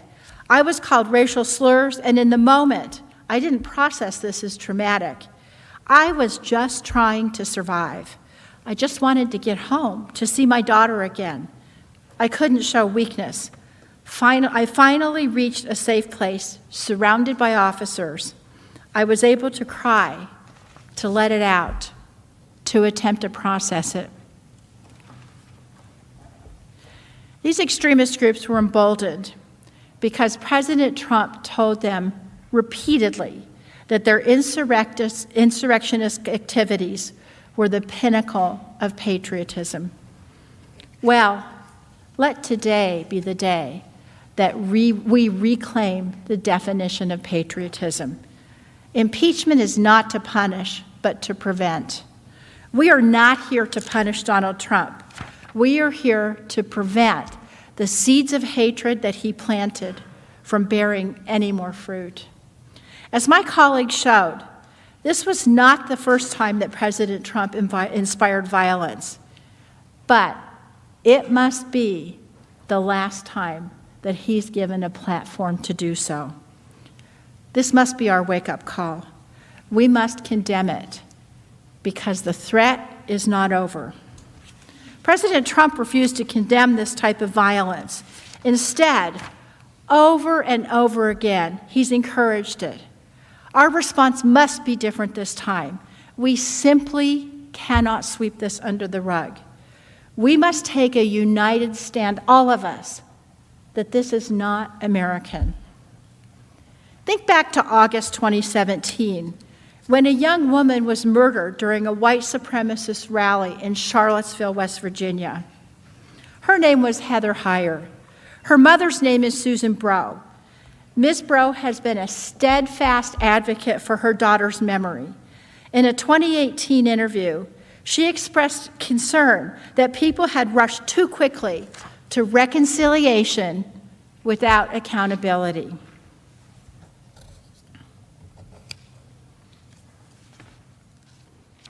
If you rush to heal, if you rush to everybody grab each other and sing Kumbaya, then we've accomplished nothing and we'll be right back here in a few years. We will be right back here in a few years. Those were her words in 2018, 3 years ago. Her daughter's murderer, he was held to account. But our nation did not impose any meaningful accountability on a president who at the time said that there were very fine people on both sides. And now where are we 3 years later? I'd argue we're not just back where we were. I would argue things are worse. In 2017, it was unfathomable to most of us to think that Charlottesville could happen, just as it was unfathomable to most of us that the Capitol could have been breached on January 6th.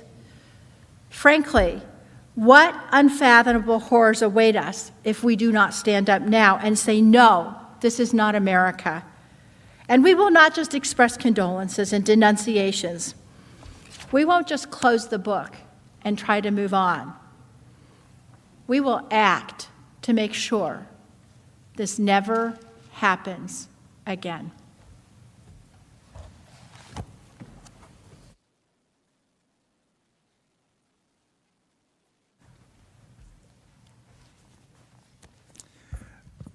Representatives Cicilline and Liu will now come to show the harm done and the damage done to Congress and our democratic process. Mr. Cicilline.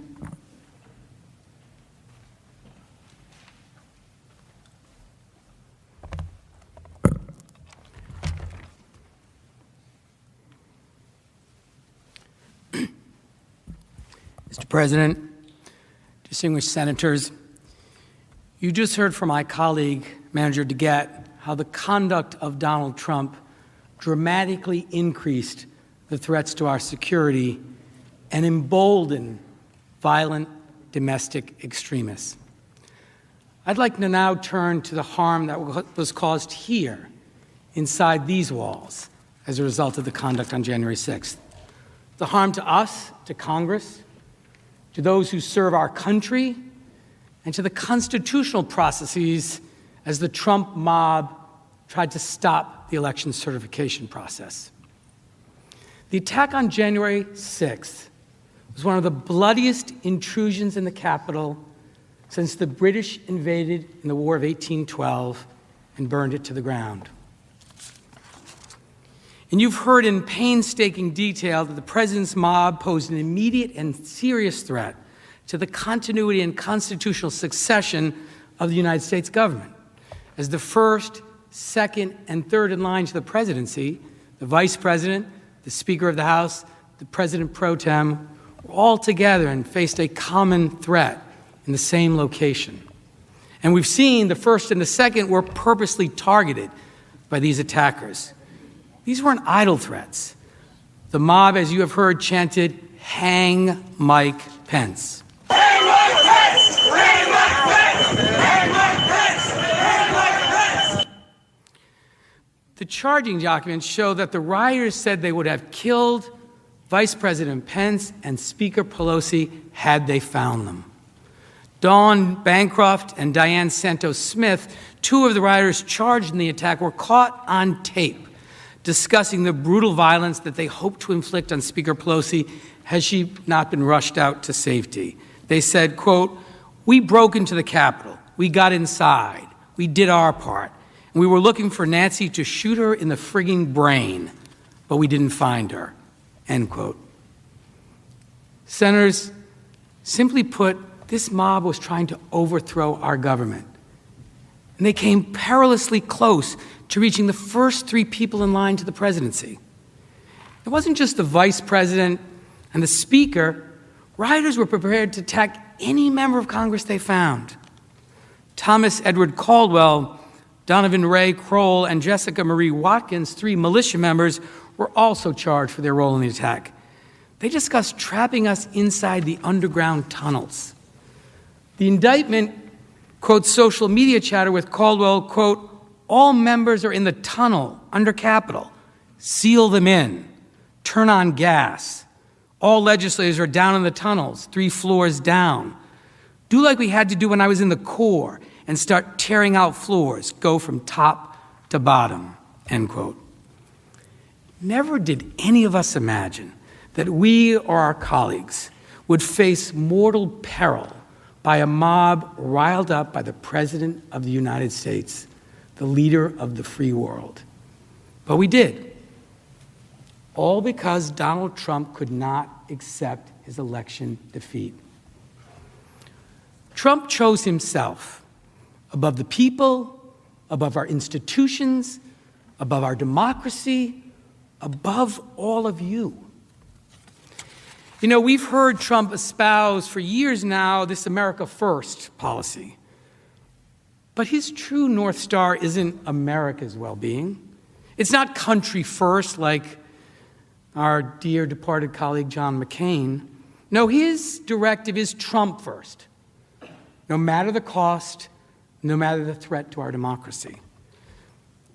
But each and every one of us in this room must agree on one thing. We can never allow the kind of violent attack that occurred on January 6th to ever happen again in this country. In the immediate aftermath, we heard really disturbing accounts from many members of Congress about what they experienced that day. Here are some of those reactions. Following the attack, Representative Dusty Johnson expressed concerns that we had gotten to the point where so many of us had sown the seeds of anger and division. We were barricaded, and there was some fear, to be sure, but overwhelmingly the emotion that I experienced was one of anger. I just could not believe that this was happening. I could not believe that we had gotten to this point where so many of us had sown these seeds of anger and of division, and we had built this powder keg. And really, we were starting to see this powder keg light up, and it was, frankly, I was furious. Representative Jason Crow compared the events of this day to his time in Afghanistan as an Army Ranger, something Senator Reid knows something about. What I felt in the Capitol behind us is something that I haven't felt since I was in Afghanistan as an Army Ranger. And to think that as a member of Congress in 2021, in the U.S. Capitol on the House floor, that I was preparing to fight my way out of the People's House against a mob is just beyond troubling. Representative Pat Fallon was humbled by his experience on January 6th and described the events as surreal as they unfolded here in the Capitol. It was something that I just never thought I'd see this in our nation's capital, and particularly in the House chamber. It was surreal when it was unfolding. Well, you know, what was interesting was the bravery and the courage of some of my fellow members. When we got to a point where the mob was banging on the doors, and all that kept them from reaching the chamber itself was the doors and then some furniture that we had moved and some Capitol Police, and they needed to be augmented. And so Tony Gonzalez, a new freshman rep from Texas, and Ronnie Jackson and Troy Nels and Mark Wayne Mullen stepped in, and we broke off furniture. Some of the hand sanitizer stations are on these big giant poles, wooden poles, and we turned them upside down, and we were ready to actually have the street fight in the House chamber. It was unbelievable. Many members that day wondered if they would ever see their families again. As the rioters breached the Capitol and they were outnumbered and trapped inside, they were calling loved ones to say goodbye. Representative Dan Kildee was one of them. Listen to how he described the impact of the riot on him. I was laying on the floor, trying to protect myself behind this little wall. And, we all took our pins off because we're certain that if this mob were to come in, that would not be a good thing for them to quickly, easily be able to identify us as members of Congress. And I called my wife. And, it wasn't until I heard her voice that I thought, wow, this is like one of those calls you hear about. While most coverage is focused on the extreme danger posed to members and the Capitol Police who were targets of this attack, there were lots of other people in the Capitol working on January 6th as well. From personal aides to floor employees, cleaning staff, food service workers. We can't forget all the people that were in harm's way that day. These employees experienced trauma, some cowered, hiding in places just feet away from where this rabid crowd had assembled. Many were just kids, 20-somethings, who came here to work because they believed in their country and they believed in working to make it better. Others were dedicated food and service workers, all who work incredibly hard to make sure that we can come here and do our jobs. These workers are the lifeblood of the legislative branch. They deserved better. You've already heard from Speaker Pelosi's staff, the staff that was hiding under the conference table, cowering in the dark, making sure that the attackers couldn't hear them. But I'd like to share with you what some other staffers went through. Listen as two staffers recall what they experienced that day. But then we were seeing on Twitter, on our phones, and then and hearing from some of the police officers on the floor that the building had been breached. Building breached, those were two words I had never heard. That was particularly stressful, being in a room close to where things are happening and not really knowing what was happening, and seeing it come in live and getting texts from people, are you okay? And truthfully, I didn't know what was happening. I heard shots fired, shots fired, shots fired, show me your hands, show me your hands. Then I did not know if they were right outside, if they were lots of people with weapons, if there were one shooter, if they had, I didn't know what it looked like. I just knew that there were shots fired outside of the House chamber. According to reports, one Republican Senate staffer whose office was not far from the floor, quote, took a steel rod and barricaded his door as the rioters banged on his door trying to break in. The New York Times also reported that a senior black staffer was under lockdown for 6 hours during the insurrection, was so disturbed about these events that she quit her job. Another staffer who was on the floor of the House that day described that what happened on January 6th still echoes in his mind. Listen to him describe the moments just before this indelible image. I heard glass break, and I could see the window panes on the house main door start to pop. And I figured that, obviously I knew they were at the door, and they figured out a way to break the glass. And the last thing I remember before I walked off the floor was several of the police officers had drawn their guns and had their guns trained on the door. Clearly that was, I didn't think there was anything else I could do, and I didn't want to be there for whatever was about to occur. So I got to the top of the stairs. The stairway was pretty packed, and right about that point, I don't know whether it was a police officer or somebody else said, "They're right behind us, run." For me, the thing that I keep thinking about, and again, there isn't a day that hasn't gone by since January 6th that at some point in the day I haven't kind of gone back and picked at some little thing, but the sound of those window panes popping, I won't forget that sound. I won't forget that sound. How long will the sound of window panes breaking haunt this staffer? And he isn't alone. There are countless people who are still living with the trauma of what happened that day. This includes, by the way, another group of people who were with us in the Capitol on that day, and that's the press. They were in danger, particularly after years of being derided by President Trump as fake news. Kristen Wilson, a reporter for CNN, recently tweeted about her experience. She said, "I have 14 people on my team. We were scattered everywhere. 2 of them were on crutches and couldn't have run if they had to. They had to anyway. 1 was trapped in the House chamber and had to crawl out to hide. 4 of us barricaded ourselves in a room off the Senate chamber. Every bang on the door of them trying to come through, I can still hear in my head." The janitorial and custodial staff of the Capitol, the people who day after day tend to our home away from home, were also traumatized. But we don't talk about them and the harm they suffered often enough. One janitorial worker recounted how he was so scared that he had to hide in a closet during the attack. He said, quote, "I was all by myself. I didn't know what was going on," end quote. Another employee, a mother of 3, said, "The insurrection shattered all my sense of security at work."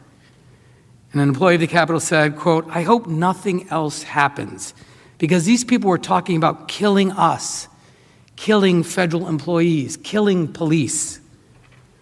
Another employee was afraid to work on Inauguration Day, said, quote, "I honestly fear for my life. I've got 2 children at home," end quote.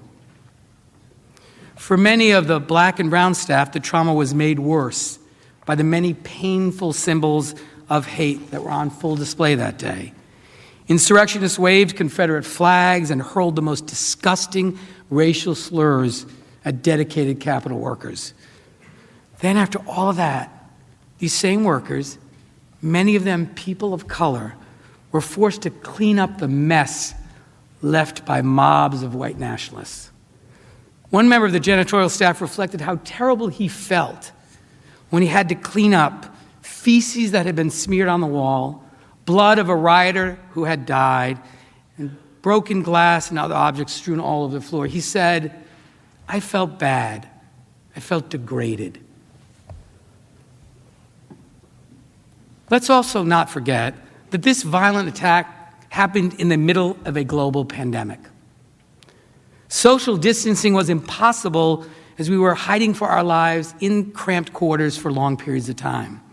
Since January 6th, at least 7 members who hid with other members of Congress have tested positive for COVID-19. At least 38 Capitol Police officers have either tested positive or been exposed, and nearly 200 National Guard troops who were deployed to our nation's capital to provide all of us protection have tested positive. The Capitol Police and the National Guard came here to keep us safe, to serve, and they put their lives in danger. They deserved better than this. We all did.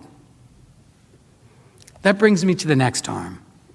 Now, all of us in this room made it out alive, but not everyone was so lucky. 3 law enforcement officers tragically lost their lives as a result of the riot on January 6th. These officers, Capitol Police Officer Brian Sicknick, Capitol Police Officer Howard Liebengood, and Metropolitan Police Officer Jeffrey Smith, all honorably served to protect and defend. My colleague, Mr. Swalwell, told you about Officer Sicknick. He was a 42-year-old military veteran who dedicated his entire life to public service. On January 6th, he fought a mob of rioters as they streamed into the Capitol and ultimately lost his life protecting us. Officer Liebengood was a 15-year veteran of the Capitol Police. His father served as Sergeant-at-Arms here in the Senate, and Officer Liebengood followed his extraordinary example of public service. Officer Smith served for 12 years with the Metropolitan Police Department. He heeded the call of duty on January 6th by coming to stand with the Capitol Police to help secure our democracy. Earlier, my colleague, Manager Swalwell, showed you terrible videos of the police being physically abused and injured. You remember what happened to Officer Fanone and Officer Hodges of the MPD, but there were scores of other officers whose names we don't know who were also brutalized that day. Injuries to the U.S. Capitol Police and the Metropolitan Police Department include concussions, irritated lungs, serious injuries caused by repeated blows from bats, poles, and clubs. Capitol Police officers also sustained injuries that will be with them for the rest of their lives. One officer lost the tip of a right index finger.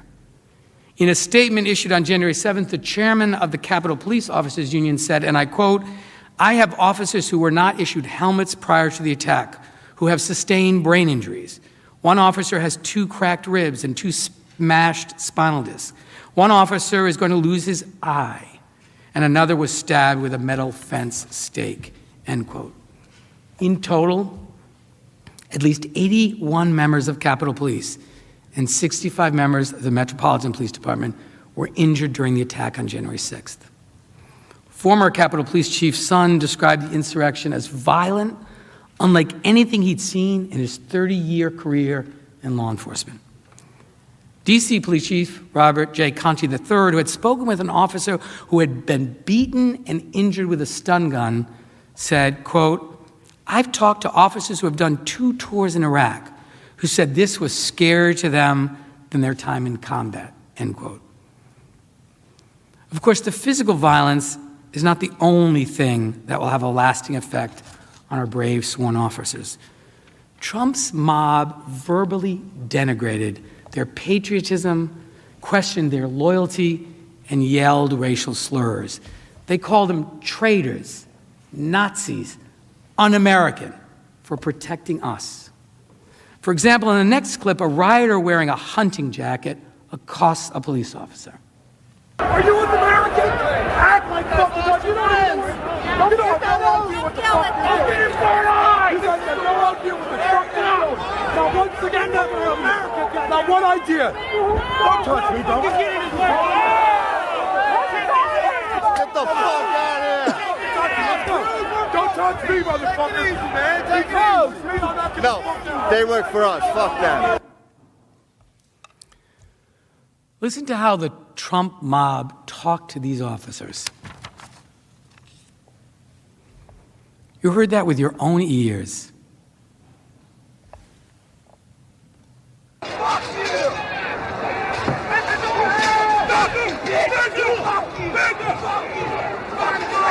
You're a fucking traitor!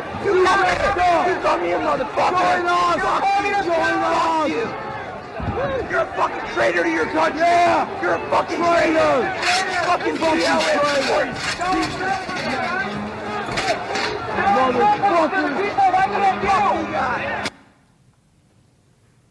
Effing traitor. So much for back in the blue.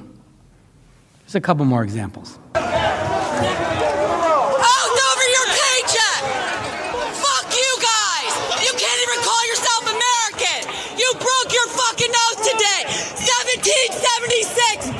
You're running out of pepper spray, officers.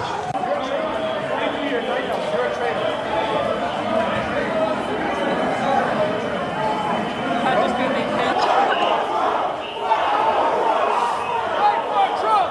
Fight for Trump! Fight for Trump! Fight for Trump!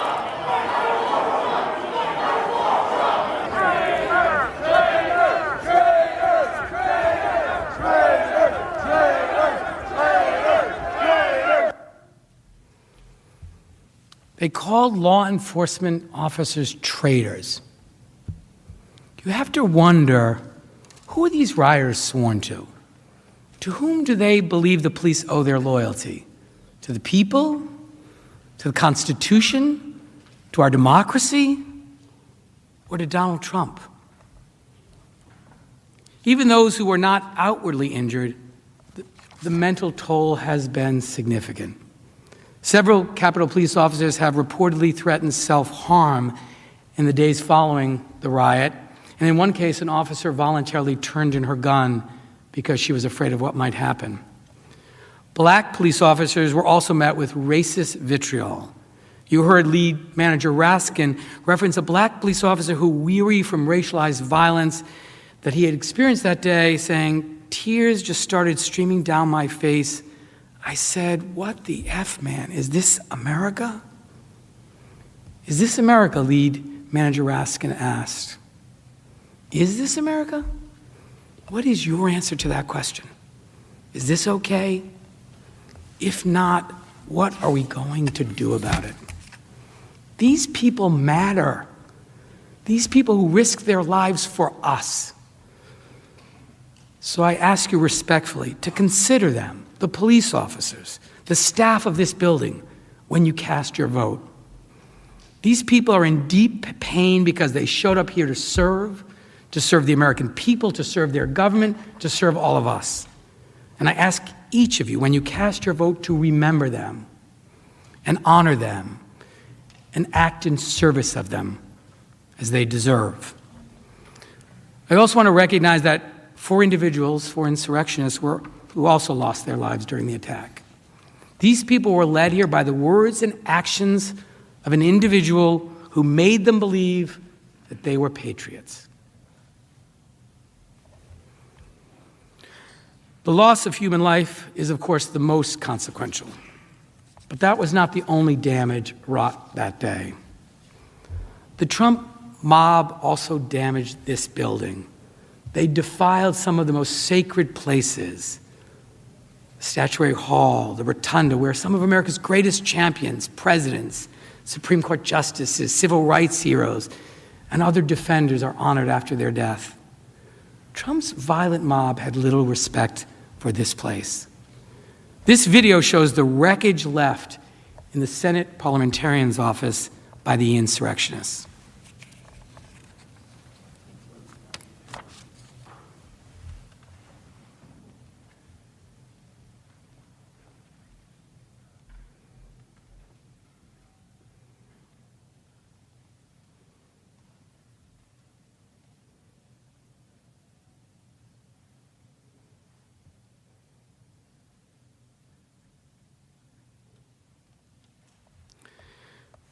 A bust of President Zachary Taylor was smeared with what appeared to be blood. An empty picture frame, presumably robbed of its contents, was found on the floor. And videos of the insurrection captured one man stealing a framed photo, another one tearing a scroll from the wall and ripping it up and throwing those pieces on the floor. A sign paying tribute to John Lewis was also shamefully destroyed. And only a broken piece of the memorial was found on the ground next to a trash can. The photo of Mr. Lewis was gone. The damage done to this building is a stain on all of us and on the dignity of our democracy. The attack we saw had a purpose: stop the certification, stop our democratic process. Fortunately, they did not prevail. Newspapers across America on January 21st, the day after the inauguration, proclaimed democracy has prevailed. President Biden said that in his inauguration speech. The headline was in so many places because the world's oldest constitutional democracy and the principles underlying it had been attacked and challenged. This wasn't just an attack on the Capitol building and the dedicated people inside. It was an attack on what we were elected to preserve: our democracy. This attack on our elections, on the peaceful transfer of power from one president to the next, didn't even happen during the Civil War. But it did just happen because of the cold, calculated, and conspiratorial acts of our former president, Donald J. Trump. We showed you that the insurrectionists were deliberate, that they came looking for Vice President Pence and Speaker Pelosi, ready to kill. When President Trump incited a lawless mob to attack our process, he was attacking our democracy. He was trying to become king and rule over us against the will of the people and the valid results of the election. For the first time ever in our history, a sitting president actively instigated his supporters to violently disrupt the process that provides for the peaceful transfer of power from one president to the next. Think about that for a moment. What if President Trump had been successful? What if he had succeeded in overturning the will of the people in our constitutional processes? Who among us is willing to risk that outcome by letting Trump's constitutional crimes go unanswered? The founders included impeachment in our Constitution not as a punishment, but to prevent. We have to prevent every president, today, tomorrow, or at any time in the future, from believing that this conduct is acceptable. Today, we have to stand up for our democracy and ensure we remain a country governed by the people, for the people, by telling Donald Trump and people all across this country and all across the world that his crimes will not and cannot stand.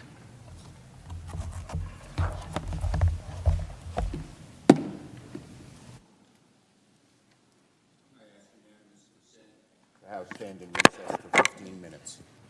The Senate will stand in recess. I ask unanimous consent the House stand in recess for 15 minutes. Without objection, the Senate will stand in recess.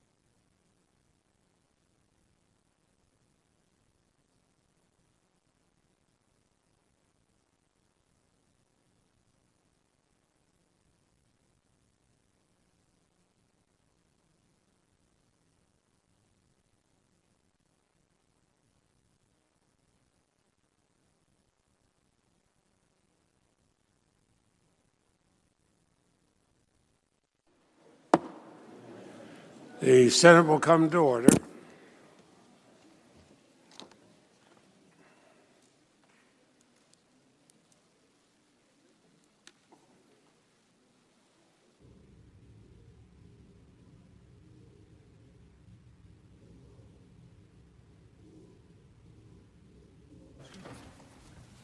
Thank you, Mr. President.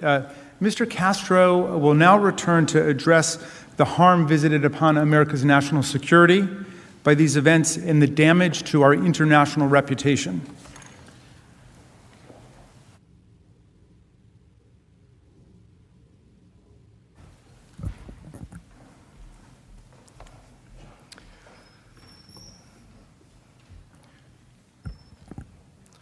My colleagues discussed with you the many harms to our nation as a result of President Trump's conduct. Now, I'd like to spend some time talking about the harm to our national security and our standing in the world.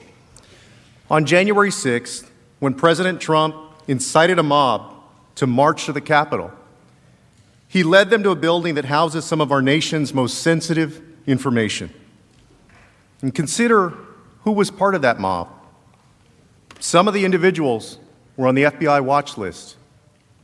The past behavior of some individuals led here by President Trump so alarmed investigators that their names had been added to the National Terrorist Screening Database. And at least one of the insurrectionists may have intended to steal information and give it to a foreign adversary. According to charging documents, Riley Williams allegedly helped steal a laptop from Speaker Pelosi's office to, quote, send the computer device to a friend in Russia, who then planned to sell the device to SVR, Russia's Foreign Intelligence Service. While we can't be certain if or how many foreign spies infiltrated the crowd, or at least coordinated with those who did, we can be sure that any enemy who wanted access to our secrets would have wanted to be part of that mob inside these halls.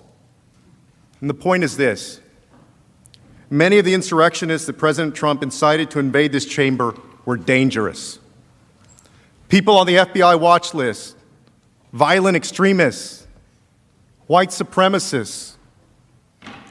And these insurrectionists, incited by President Trump, threatened our national security. Stealing laptops again from Speaker Pelosi's office, taking documents from Leader McConnell's desk, snapping photographs, as you saw in the videos earlier, in sensitive areas, ransacking your offices, rifling through your desks. The President of the United States, the Commander-in-Chief, knew the risk of anyone breaching the Capitol. He swore an oath to preserve, protect, and defend this country. And yet, he incited them here to break into the Capitol. Senators, as you all know, we have spent trillions of dollars building the strongest military in the world and billions of dollars on the most sophisticated weaponry on the planet to prevent the kind of attack that occurred at this Capitol on January 6th. And here's what the insurrectionists incited by President Trump did. Hey, let's take a seat, people! Let's take a seat! Nancy Pelosi. Let's vote on some shit! Oh my God, we did this shit. We took this shit. Let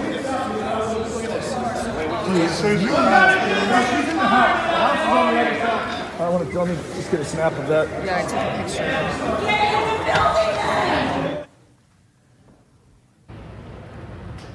In many ways, this room is sacred, and so are the traditions that it represents. They've been carried on for centuries. Congress has declared war 11 times on this floor, including entering World War II. And Congress passed the Civil Rights Act and expanded the right to vote to ensure that no matter your race or your gender, you have a voice in our nation. And this floor is where history has been made. And now, our intelligence agencies and law enforcement agencies have the burden to figure out exactly what was stolen, taken, ransacked, and compromised. As acting U.S. Attorney Michael Sherwin explained, quote, materials were stolen, and we have to identify what was done, mitigate that, and it could have potential national security equities. These investigations are necessary now because of the actions of President Trump. And it wasn't just the people that he led here the intelligence agencies have to look into. It's also what they took and what they gathered. And it was the very fact that this building, with so much sensitive information and some classified information, that this Capitol was breached. And think about it. Every foreign adversary considering attacking this building got to watch a dress rehearsal, and they saw that this Capitol could be overtaken. As Elizabeth Newman, a former Trump administration official, stated, quote, "You have terrorists who would love to destroy the Capitol. They just saw how easy it was to penetrate. We just exposed a huge vulnerability." And it's not just the Capitol. This attack has implications for all government buildings. And Senator Rubio made this point well.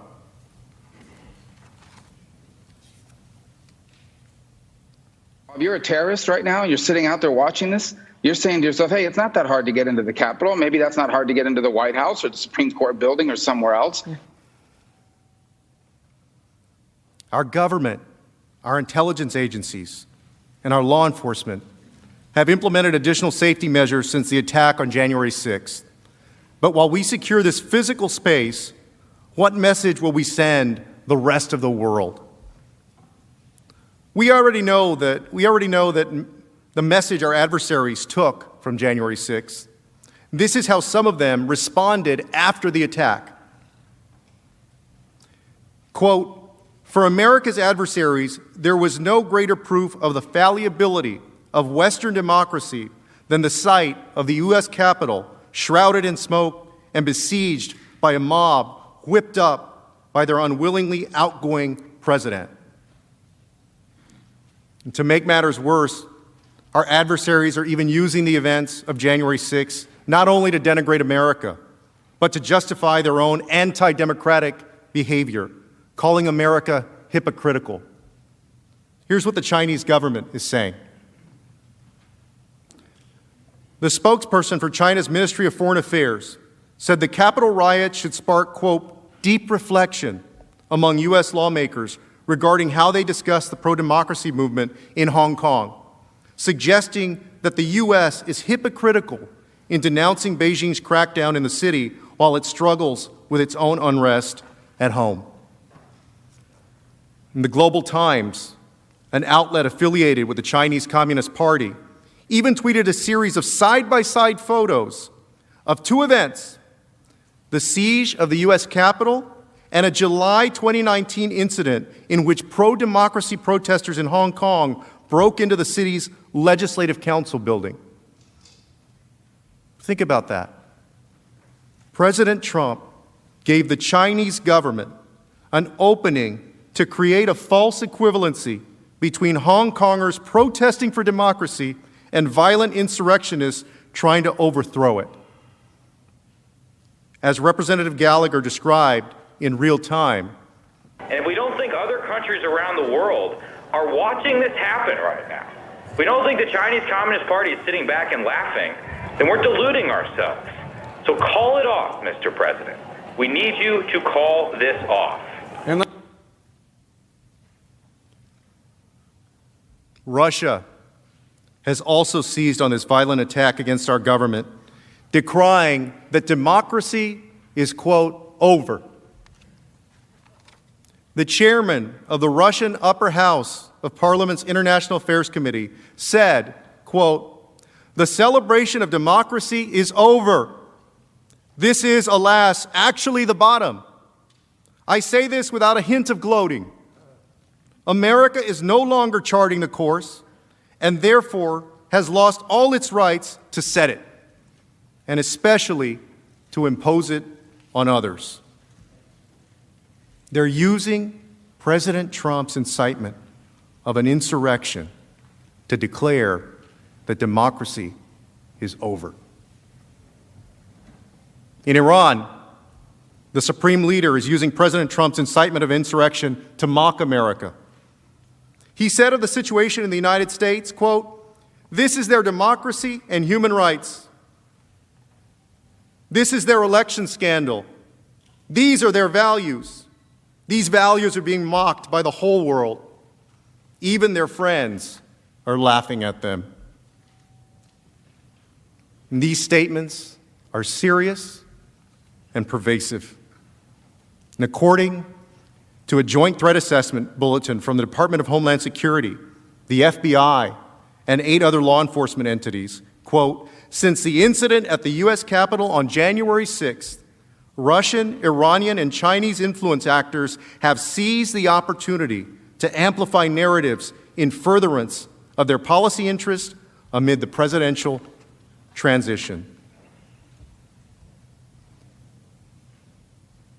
We cannot let them use what happened on January 6th to define us, who we are, and what we stand for. We get to define ourselves by how we respond to the attack of January 6th. And some might be tempted to say and point out that our adversaries are always going to be critical of the United States. But following the insurrection on January 6th, even our allies are speaking up. Canadian Prime Minister Justin Trudeau said, quote, "What we witnessed was an assault on democracy by violent rioters, incited by the current president and other politicians. As shocking, deeply disturbing, and frankly saddening as that event remains, we have also seen this week that democracy is resilient in America, our closest ally and neighbor." The German foreign minister said, quote, "This closing of ranks begins with holding those accountable who are responsible for such escalations. That includes the violent rioters, and it also includes their instigators." The world is watching and wondering whether we are who we say we are. Because when our other countries have known chaos, our Constitution has helped keep order in America. This is why we have a Constitution. We must stand up for the rule of law, because the rule of law doesn't just stand up by itself. After the insurrection, my colleagues on the House Foreign Affairs Committee, the chairman and the ranking member, issued a bipartisan statement that said, quote, "America has always been a beacon of freedom to the world, proof that free and fair elections are achievable and that democracy works.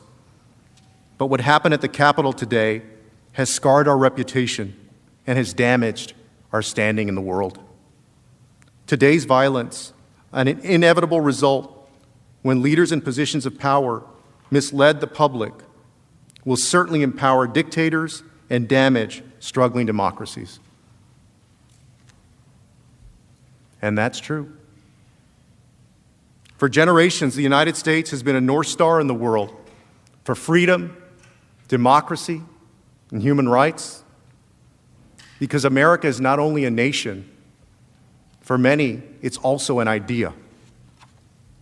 It's the light that gives hope to people struggling for democracy in autocratic regimes, the light that inspires people fighting across the world for fundamental human rights, and the light that inspires us to believe in something larger than ourselves. And this trial is an opportunity to respond and to send a message back to the world. And I say this as somebody who loves my country, our country, just as all of you do. There is a lot of courage in this room a lot of courage that has been demonstrated in the lives of the people in this room. Some folks have stood up for the civil rights of fellow Americans and risked their careers and their reputations, their livelihoods, and their safety, standing up for civil rights. Many members of Congress have risked their lives in service to our country, in uniform, fighting in the jungles of Vietnam, patrolling the mountains of Afghanistan.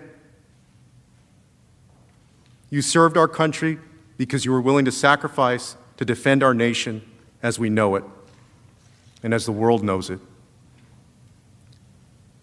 And although most of you have traded in your uniform for public service, your country needs you one more time.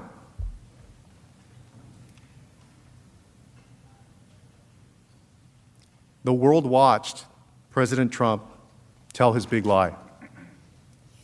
The world watched his supporters come to Washington at his invitation.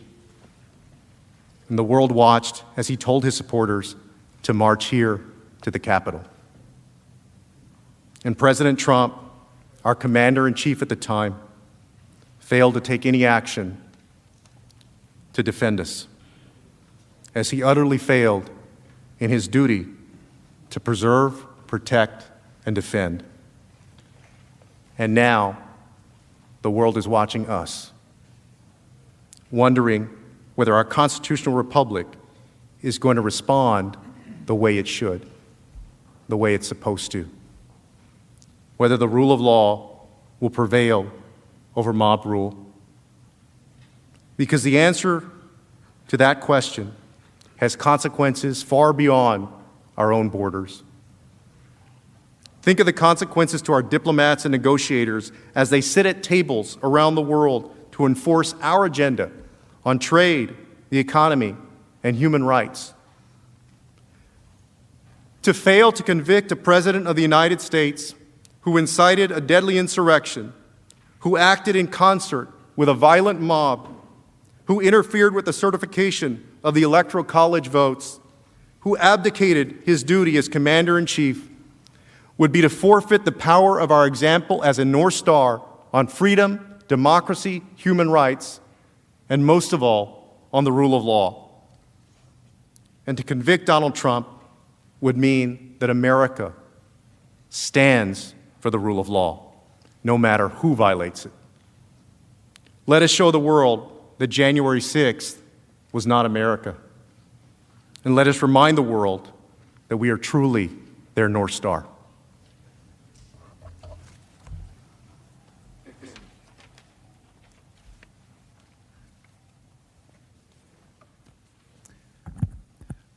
Representative Neguse and I will now address the First Amendment argument that's being offered by President Trump's lawyers to try to excuse his incitement to this insurrection, and Mr. Neguse will begin.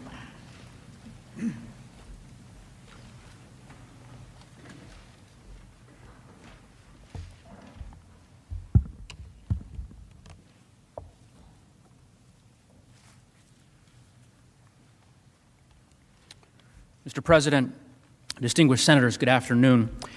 You have heard over the course of the last several days overwhelming evidence that President Trump incited an insurrection. But as Lead Manager Raskin mentioned, as we prepare to close, we'd be remiss if we didn't just briefly address the principal defense that the President will offer to excuse his conduct, and that is this notion that he can't be held accountable for what happened on January 6th because his actions are somehow protected by the First Amendment. Now, let's stop a moment and try to really understand the argument that they are making. According to President Trump, everything he did, everything we showed you that he did, was perfectly okay for him to do, and for a future president to do again. And the Constitution, apparently, in their view, forbids you from doing anything to stop it. That can't be right. It can't be. And it isn't right. Their argument is meant as a distraction. They are concerned not with the facts that actually occurred, the facts that we've proven, but with an alternative set of facts, where President Trump did nothing but deliver a controversial speech at a rally. Of course, that's not what we've charged in the article of impeachment, and it's not what happened. You will hear from my colleague, Lead Manager Raskin, the many myriad reasons why this argument that they make is wrong on the law, completely. Not just around the edges. They make major, fundamental mistakes of constitutional law, the kind that Lead Manager Raskin tells me wouldn't cut it in his first-year law course, which, of course, he certainly would know since he has taught this subject for decades. And that explains why so many lawyers who've dedicated their lives to protecting free speech, including many of the nation's most prominent conservative free speech lawyers, have described President Trump's First Amendment claims as, quote, legally frivolous. There's another quote from a recent letter from prominent free speech lawyers that, quote, the First Amendment is no bar to the Senate convicting former President Trump and disqualifying him from holding future office.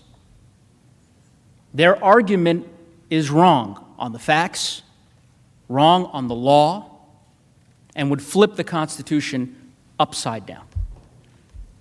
Let's start with the facts, because as you'll see, his free speech claim depends on an account of what he did, of why we're here, that has no basis in the evidence. To hear his lawyers tell it, he was just some guy at a rally expressing unpopular opinions. They would have you believe that this whole impeachment is because he said things that one may disagree with. Really? And make no mistake, they will do anything to avoid talking about the facts of this case. That I can assure you. Instead, we expect they will talk about a lot of other speeches, including some given by Democratic officials, and they will insist with indignation that the First Amendment protects all of this as though it were exactly the same. We trust you to know the difference because you've seen the evidence that we've seen. You've seen, as we've proven over the last 3 days, that his arguments completely misdescribe the reality of what happened on January 6th. They leave out everything that matters about why we're here and what he did. Because President Trump wasn't just some guy with political opinions who showed up at a rally on January 6th and delivered controversial remarks. He was the President of the United States. And he had spent months, using the unique power of that office, of his bully pulpit, to spread that big lie that the election had been stolen, to convince his followers to stop the steal, to assemble them just blocks away from here on January 6th, at the very moment that we were meeting to count the electoral college votes, where he knew, where it had been widely reported that they were primed and eager and ready for violence at his signal. And then, standing in the middle of that explosive situation, in that powder keg that he had created over the course of months, before a crowd filled with people that were poised for violence, at his signal, he struck a match, and he aimed it straight at this building, at us. You've seen all that evidence. There's no denying it. That's why the House impeached him. That's why he's on trial. No president, no matter their politics or the politics of their followers, conservative, liberal, or anything else, no president can do what President Trump did. Because this isn't about politics. It's about his refusal to accept the outcome of the election and his decision to incite an insurrection. And there's no serious argument that the First Amendment protects that. And it would be extraordinarily dangerous for the United States Senate to conclude otherwise. To tell future presidents that they can do exactly what President Trump did and get away with it. To set the precedent that this is an acceptable, now a constitutionally protected way to respond to losing an election. And you'll notice something, certainly something Lead Manager Raskin and I noticed, which is that by all accounts, it doesn't appear that President Trump's lawyers disagree. I mean, they don't insist that if the facts we've charged, the facts that we have proven, the facts supported by overwhelming evidence are true, as of course you now know they are, that there's nothing you can do. They're not arguing that it's okay for a person to incite a mob to violence. At least I don't think they're arguing that. Instead, what they are doing is offering a radically different version of what happened that day, totally inconsistent with the evidence. And then they insist that if that fictional version of events, if that alternate reality were true, well then he may be protected by the First Amendment. That's their argument. But you are here to adjudicate real evidence, real facts, not hypothetical ones. And for that reason alone, you should reject their argument, because it has been advanced to defend a situation that bears no resemblance to the actual facts of this case. With that, I want to turn it over to my colleague, Lead Manager Raskin, to address the many legal flaws, as I mentioned, in President Trump's position.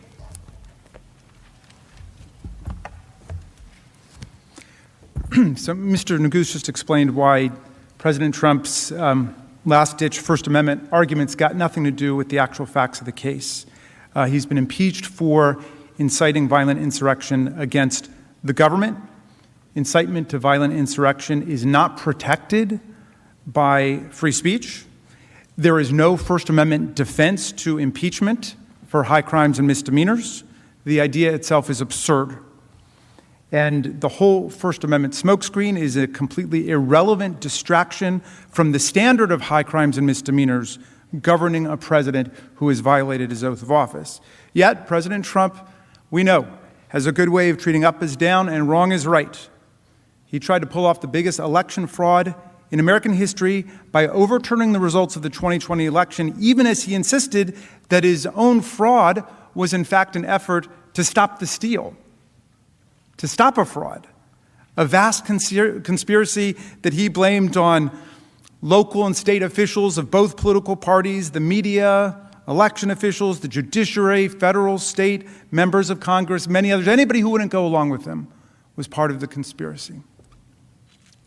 He violated his own oath of office by inciting mob violence to prevent Congress from counting the Electoral College votes as we're assigned to do by the 12th Amendment and the Electoral Count Act, even as he attacked Vice President Pence at a rally for violating his oath of office and going along with an egregious assault on democracy.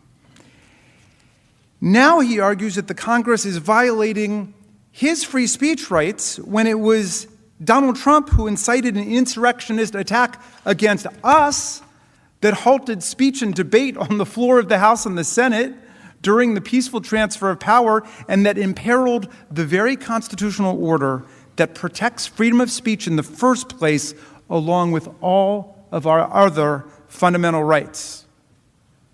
As a matter of law, As a matter of logic, President Trump's brazen attempt to invoke the First Amendment now won't hold up in any way.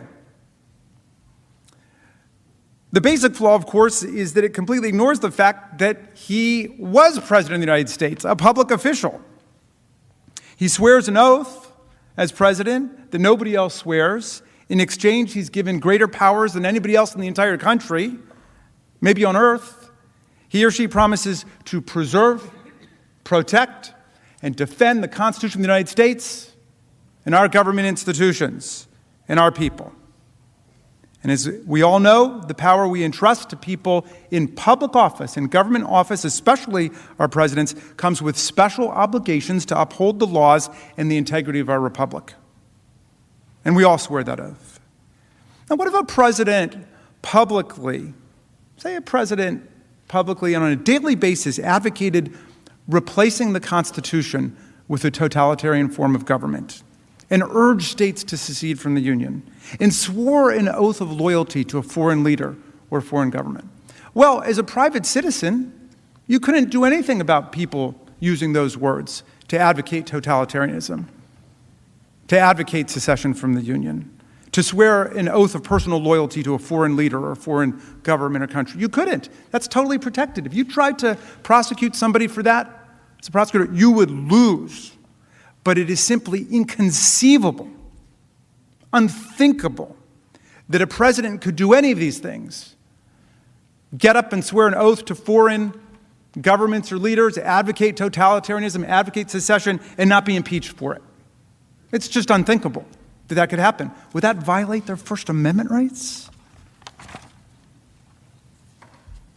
The opposite view pressed here by President Trump's counsel would leave the nation powerless to respond to a president who uses the unmatched power, privilege, and prestige of his or her office, the famous bully pulpit, in ways that risk the ruin of the republic, all for his or her own ambition and corruption and lust for power. Everyone should be clear. There's nothing remotely exotic about what we're saying. It should be common sense to everybody. Common sense about this understanding of the First Amendment as it applies to public servants, cops, firefighters, teachers, everybody across the land. My daughter, who I mentioned earlier in the trial, she's a teacher in a public school. The courts have said teachers teach, but if they go off script and they start advocating totalitarianism, treason, or what have you, they're not living up to the duties of their office as teacher, they can be fired. Everybody knows that. And it happens all the time, by the way, including to cops and firefighters and people on the front lines. It happens all the time. In fact, it happened countless times to people fired by President Trump for their statements or ideas about things, including on election fraud, not long ago. There were people in the government who lost their jobs because the president didn't like what they said or what they wrote. Now, as I mentioned yesterday, and I can't help but repeat it, Justice Scalia got it exactly right on this. He wrote on these cases about how the First Amendment affects people who take on a public office, who take on public employment. And he summed it up like this. He said, you can't ride with the cops, but root for the robbers. You can't ride with the cops, but root for the robbers. That's what Justice Scalia said. And when it comes to the peaceful transfer of power, to the rule of law, to respecting election outcomes, our president, whoever he or she is, must choose the side of the Constitution. Must. And not the side of the insurrection or the coup or anybody who's coming against us. And if he or she chooses the wrong side, I'm sorry, there's nothing in the First Amendment or anywhere else in the Constitution that can excuse your betrayal of your oath of office. It's not a free speech question. But there's more. Let's play make-believe and pretend that President Trump were just a run-of-the-mill private citizen, as my colleague Mr. Nagu said, just another guy at the rally who's just expressing a deeply unpopular opinion because we shouldn't overlook the fact that while there were thousands of people in that violent mob, they represent a tiny, tiny, tiny part of less than 1% of the population, and the vast majority of the American people reject the kind of seditious mob violence that we saw on January 6th. But let's say that he were just another guy in the crowd that day. It is a bedrock principle that nobody can incite a riot. The First Amendment doesn't protect it. Key case, Brandenburg versus Ohio. There's no First Amendment protection for speech directed to inciting or producing imminent lawless action and likely to produce such action. And for all the reasons you've heard, based on the voluminous, comprehensive, totally unrefuted, and we think irrefutable, but we're eager to hear our colleagues, based on all the evidence you've heard, and for all the reasons you've heard, that definition of proscribable speech fits President Trump's conduct perfectly. This is a classic case of incitement. And you don't have to take my word for it. The 144 free speech lawyers Mr. Neguse mentioned, who include many of the nation's most dedicated, most uncompromising free speech advocates, unlike Mr. Trump, of course, but these people agree that there is a powerful case for conviction under the Brandenburg standard, even if the President of the United States were just to be treated like some guy in the crowd. And they add, the First Amendment is no defense to the article of impeachment leveled against the former president. And I mention the Brandenburg standard not because it applies here. Of course it doesn't, since this is an impeachment. It's not a criminal trial, and there's no risk of jail time. Let's be clear about that. The president doesn't go to jail for 1 week, 1 day, 1 hour, or 1 minute based on impeachment and conviction and disqualification from further office. Rather, I mention it to emphasize that absolutely nobody in America would be protected by the First Amendment if they did all the things that Donald Trump did. Nobody made Donald Trump run for president and swear an oath to preserve, protect, and defend the Constitution on January 20th, 2017. But when he did, by virtue of swearing that oath and entering this high office, he took upon himself a duty to affirmatively take care that our laws would be faithfully executed under his leadership. All of the laws against federal destruction of property, all of the laws. We expected him in everything he said and everything he did to protect and preserve and defend our constitutional system, including the separation of powers. But instead, he betrayed us. And as Representative Cheney said, it was the greatest betrayal of a presidential oath in the history of the United States of America. The greatest. As I mentioned yesterday, President Trump is not even close to the proverbial citizen who falsely shouts fire in a crowded theater. He is like the now proverbial municipal fire chief who incites a mob to go set the theater on fire and not only refuses to put out the fire, but encourages the mob to keep going as the blaze spreads. We would hold that fire chief accountable.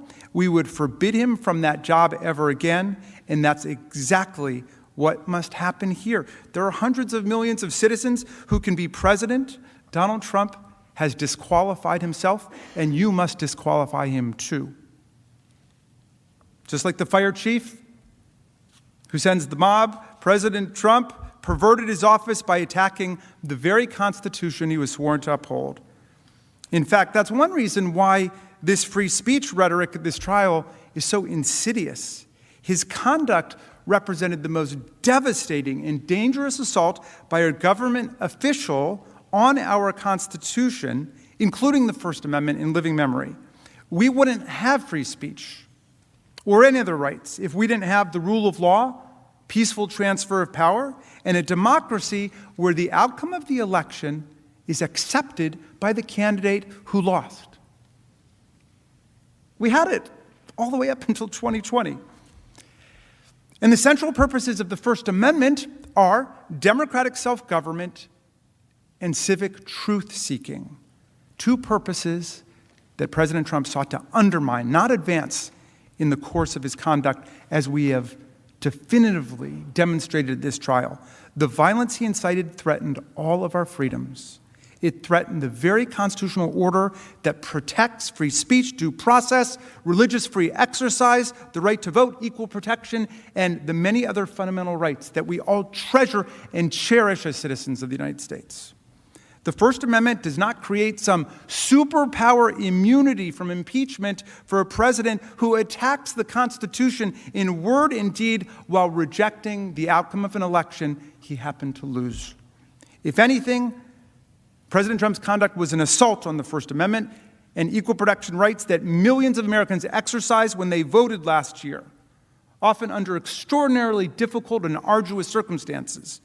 Remember, the First Amendment protects the right of the people to speak about the great issues of our day, to debate during elections, and then to participate in politics by selecting the people who will be our leaders. And remember, in American democracy, those of us who aspire and attain to public office are nothing but the servants of the people. Nothing. Not the masters of the people. We have no kings here. We have no czars. Here the people govern, President Ford said. The people. Most important words of the Constitution are the first three, we the people. But all this means little if a president who dislikes the election results can incite violence to try to replace and usurp the will of the people as expressed in the states, ignore the judicial branch of government, and then run over the legislative branch of government with a mob. President Trump's high crimes and misdemeanors sought to nullify the political rights and sovereignty of the American people. Our right as a people to deliberate, to form opinions, to persuade each other to vote, and then to decide who our president will be. The sovereignty of the people. That's an attack on the First Amendment, I would say. In addition, President Trump's actions were a direct attack on our own freedom of speech here in the Capitol. Members of Congress are sent here to speak for their constituents. That's why we have our own little mini free speech clause, the speech and debate clause. That's literally our job. We come here and represent the views of our people. The attack that President Trump incited forced members of Congress to stop speaking and to literally flee for our lives and the lives of our staffs and our families.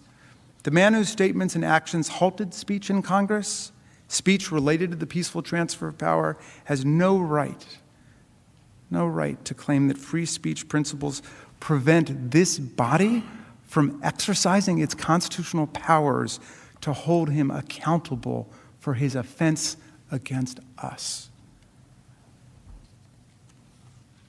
You know, Voltaire said famously, and our founders knew it, I may disagree with everything you say, but I will defend with my life your right to say it.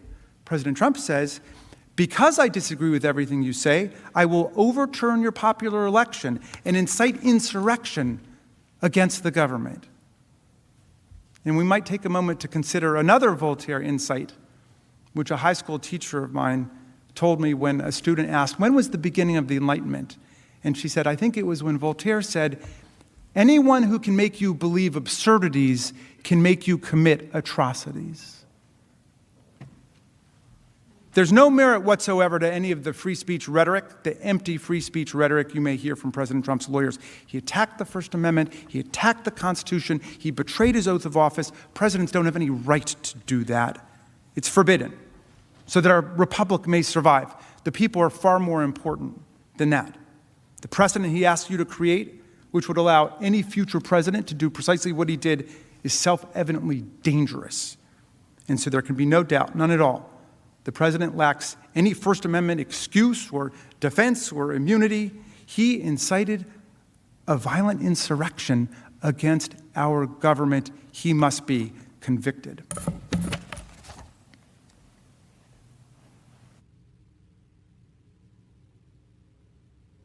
And now I'm going to call up Representative Dean, who will explain why, contrary to the president's claims, the House provided him with all the process that was due to him in this impeachment process. Oh, I'm sorry, Mr. Liu is going to do that.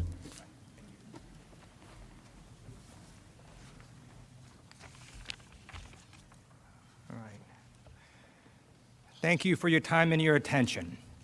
We all heard President Trump's attorneys on Tuesday, and as part of President Trump's efforts to avoid talking about his own conduct, to avoid talking about anything related to his constitutional crime, we expect that President Trump will raise process objections. His due process claims are without merit. Under the Constitution, the House has, quote, the sole power of impeachment. That provision confirms that the House functions as a grand jury or a prosecutor. The House decides whether to bring charges. Now, in other impeachment cases, the House has provided certain deliberative and procedural privileges to the person being impeached, but those are exactly that, privileges. They are discretionary. The House has the power to decide its own rules, how it wants to pass the article of impeachment. And in this case, the House debated the article of impeachment and passed it on a bipartisan vote. I'm a former prosecutor. I just want to add that I've had the opportunity to decide whether to bring charges. And when you see a crime committed in plain view, prosecutors don't have to spend months investigating before they bring charges. I note that in this case, in fact, hundreds of people have been arrested and charged by prosecutors for the violence on January 6th. There was no reason for the House to wait to impeach the man at the very top that incited the violence. I'd also like to emphasize that the House had good reason to move quickly. This was an exigent circumstance. This was not a case where there was hidden conduct or some conspiracy that required months and maybe years of investigation. This case does not raise very complicated legal issues. The gravity of the president's conduct demanded the clearest of responses from the legislature, particularly given that the president was still in office at the time the House approved this article, and rumors of further violence echoed around the country. They still do. There must be absolutely no doubt that Congress will act decisively against a president that incites violence against us. That is why the House moved quickly here. And President Trump, who created that emergency, cannot be heard to complain that the House impeached him too quickly for the emergency he caused. Another point on the due process question. Earlier in this trial, President Trump's attorneys suggested that the House somehow deliberately delayed the transmission of this article of impeachment. That is simply not accurate. When the House adopted this article of impeachment on a bipartisan vote, we were ready to begin trial. But the Senate was not in session at the time. And when we inquired as to our options, Senate officials told us clearly and in no uncertain terms that if the clerk of the House attempted to deliver the article of impeachment to the Secretary of the Senate before the Senate reconvened, that the clerk of the House would have been turned back at the door. That's why the trial did not begin then. It's another reason why the president's objections of due process are meritless. And finally, let me just conclude that you all are going to see and have seen a full presentation of evidence by the House, and you're going to hear a full presentation by the president's attorneys. You're going to be able to ask questions. The Senate has the sole power to try all impeachments. President Trump is receiving any and all process that he is due right here in this chamber.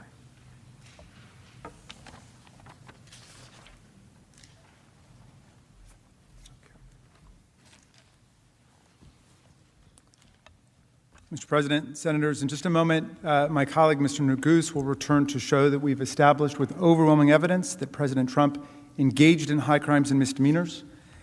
Before Mr. Neguse comes up, though, I'd like to emphasize what should be an uncontroversial point, but is really key to understand. If we have proven to you the conduct that we've alleged in this article, then President Trump has indeed committed a high crime and misdemeanor under the Constitution. Incitement of insurrection under these circumstances is undoubtedly, in the words of George Mason from the Constitutional Convention, a great and dangerous offense against the Republic. Indeed, it is hard to think of a greater or more dangerous offense against the Republic than this one. So, to be very precise about this, I hope we all can agree today that if a president does incite a violent insurrection against the government, he can be impeached for it. I hope we all can agree that that is a constitutional crime. Another key point. While President Trump's lawyers may be arguing otherwise, the question here is not whether President Trump committed a crime under the federal code or D.C. law or the law of any state. Impeachment does not result in criminal penalties, as we keep emphasizing. No one spends a day in jail. There are not even criminal or civil fines. Centuries of history, not to mention the constitutional text, structure, and original intent and understanding, all confirm the teaching of James Wilson, another framer who wrote that impeachments and offenses come not within the sphere of ordinary jurisprudence. Simply put, impeachment was created for a purpose separate and distinct from criminal punishment. It was created to prevent and deter elected officials who swear an oath to represent America, but then commit dangerous offenses against our republic. That's a constitutional crime. And senators, what greater offense could one commit than to incite a violent insurrection at our seat of government during the peaceful transfer of power? In circumstances where violence is foreseeable, where a crowd is poised for violence to provoke a mob of thousands to attack us with weapons and sticks and poles, to bludgeon and beat our law enforcement officers and to deface these sacred walls and to trash the place, and to do so while seeking to stop us from fulfilling our own oaths, our own duties to uphold the Constitution by counting the votes from our free and fair elections, and then to sit back and watch in delight as insurrectionists attack us, violating a sacred oath and engaging in a profound dereliction and desertion of duty? How can we assure that our Commander-in-Chief will protect, preserve, and defend us and our Constitution if we don't hold a president accountable in a circumstance like this? What is impeachable conduct if not this? I challenge you all to think about it. If you think this is not impeachable, what is? What would be? If President Trump's lawyers endorse his breathtaking assertion that his conduct in inciting these events was totally appropriate, and the Senate acquits Donald Trump, then any president could incite and provoke insurrectionary violence against us again. If you don't find this a high crime and misdemeanor today, you have set a new terrible standard for presidential misconduct in the United States of America. The only real question here is the factual one. Did we prove that Donald Trump, while President of the United States, incited a violent insurrection against the government? Incitement, of course, is an inherently fact-based and fact-intensive judgment, which is why we commend you all for your scrupulous attention to everything that took place. But we believe that we have shown you overwhelming evidence in this case that would convince anyone using their common sense that this was indeed incitement, meaning that Donald Trump's conduct encouraged violence, the violence was foreseeable, and he acted willfully in the actions that encouraged violence. Mr. Neguse will take you through that evidence again. Not the whole thing. We're almost done. We're almost done. But we don't want it to be said, they never proved this or they never proved that, because my magnificent team of managers has stayed up night after night after night through weeks to compile all of the factual evidence, and we have put it before you. And we have put it before all of you in this public trial because we love our country that much. Mr. Neguse will show you that we've proven our case and that President Trump committed this impeachable offense that we impeached him for on January 13th, and that you should convict him. And when he's finished, I will return and explain why it's dangerous for us to ignore this and why you must convict, and then we will rest. Mr. Neguse.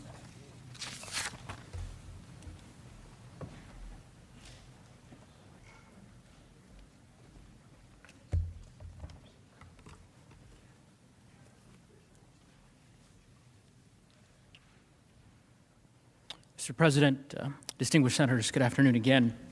As my colleague, Lead Manager Raskin, mentioned, I know it's been a long few days, and I want to say thank you, that we're very grateful for your patience, for your attention, and the attention that you have paid to every one of our managers as they have presented our case. As Lead Manager Raskin mentioned, I hope, I trust, that we could all agree that if a president incites a violent insurrection against our government, that that's impeachable conduct. So what I'd like to do as we close our case is just walk you through why our evidence overwhelmingly establishes that President Trump committed that offense. Now, as you consider that question of whether the president incited an insurrection, there are three questions that reasonably come to mind.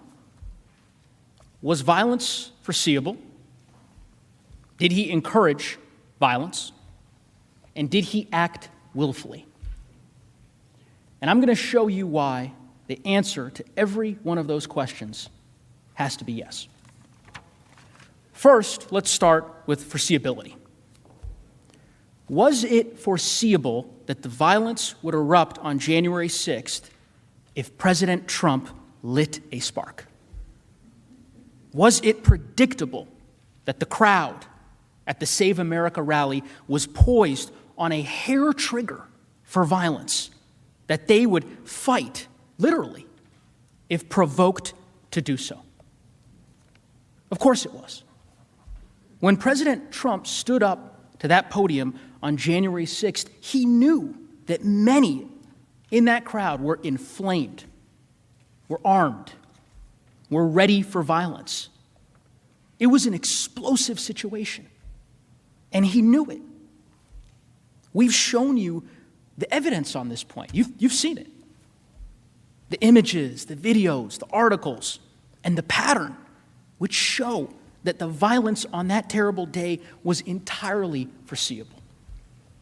We've showed you how this all began with the big lie, the claim that the election was rigged and that President Trump and his supporters were the victims of a massive fraud, a massive conspiracy to rip away their votes.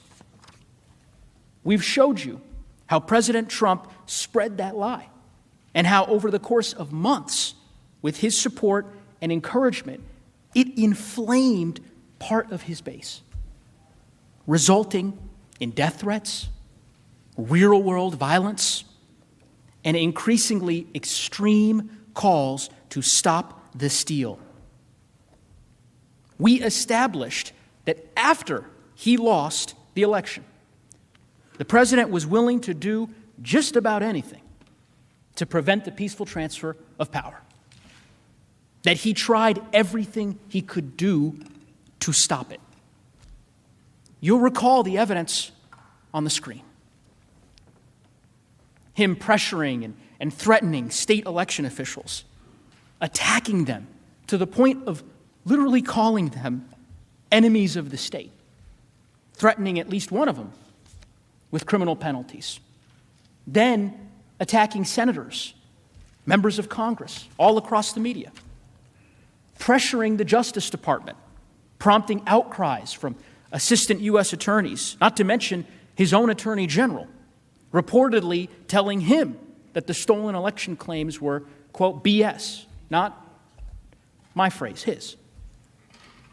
And then, as January 6th approached, he moved on to attacking his own vice president, openly and savagely. We recounted throughout that entire period all the ways in which President Trump inflamed his supporters with lies that the election was stolen. And as every single one of us knows, nothing in this country is more sacred, nothing, than our right to vote, our voice. And here you have the President of the United States telling his supporters that their voice, that their rights as Americans were being stolen from them, ripped away. That made them angry. Angry enough to stop the steal, to fight like hell to stop the steal. And we showed you this.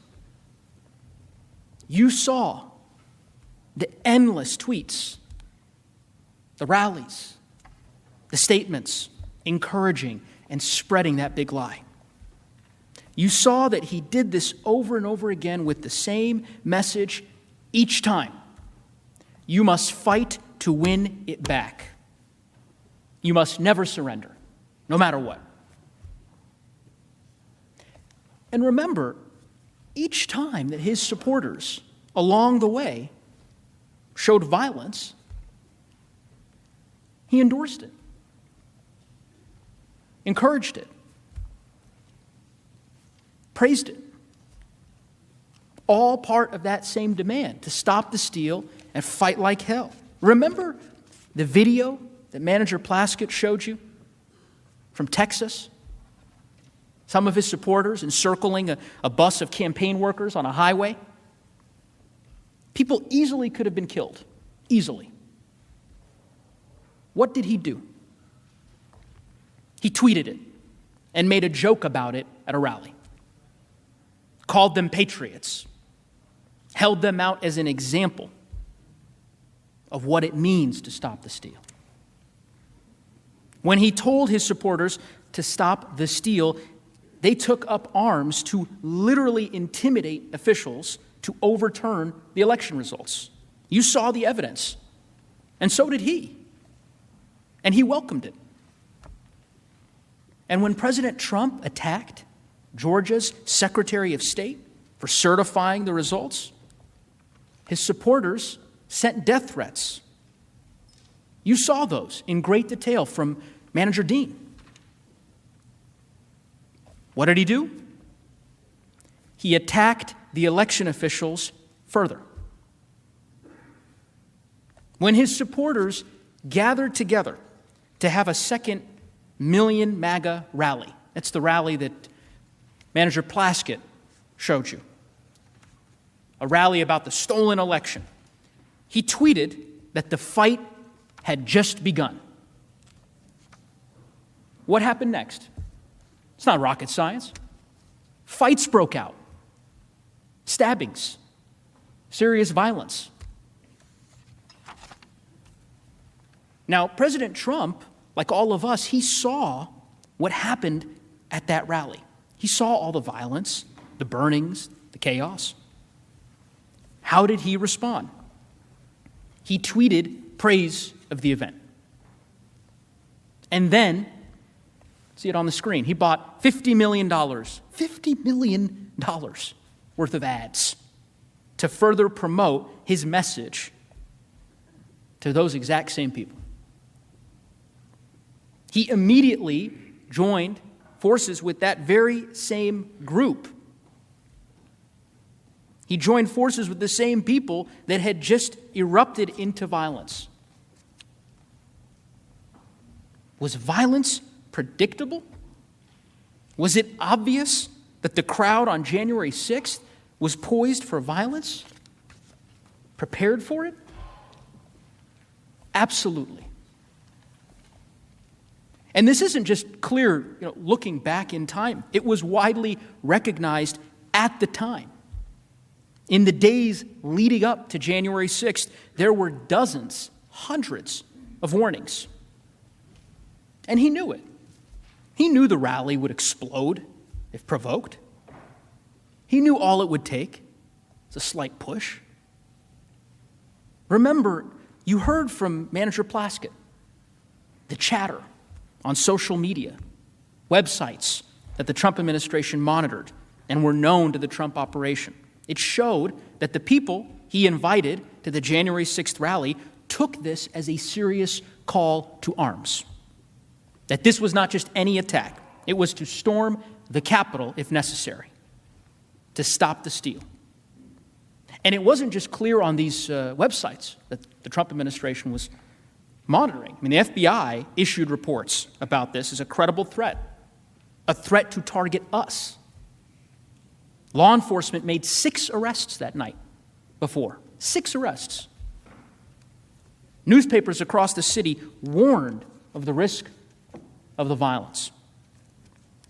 There can be no doubt that the risk of violence was foreseeable. And what did he do in the days leading up to the rally? Did he calm the situation? Ask yourself. I mean, did he call for peace? No. He didn't do that. He spread his big lie more. The most dangerous lie, as I mentioned, that Americans' votes were being stolen and that the final act of theft would occur here in the Capitol.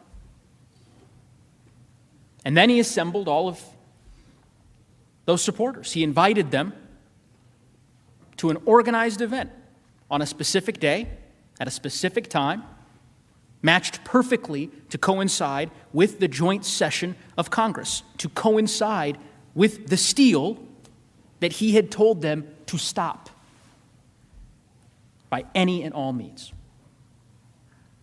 Again, he was told by law enforcement and all over the news that these people were armed and ready for real violence. He knew it. I mean, he knew it perfectly well, that he had created this powder keg at his rally. He knew just how combustible that situation was. He knew there were people before him who had prepared, who were armed and armored. He knew they would jump to violence at any signal, at any sign from him that he needed them to fight, that he needed them to stop the steal. And we all know what happened next. Second question.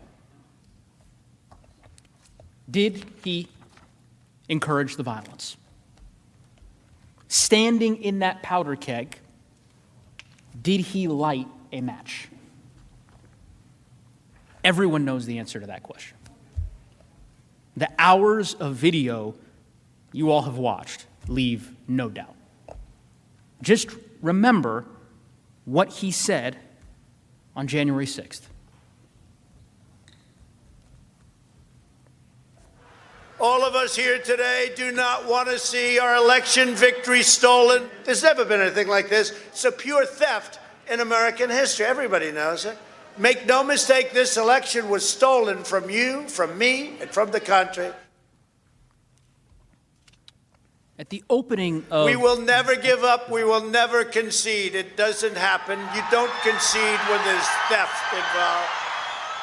And to use a favorite term that all of you people really came up with, we will stop the steal. We must stop the steal. We will not let them silence your voices. We're not going to let it happen. Not going to let it happen.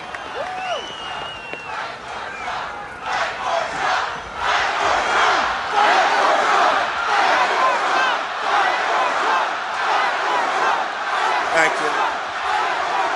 And you have to get your people to fight, because you'll never take back our country with weakness. You have to show strength, and you have to be strong.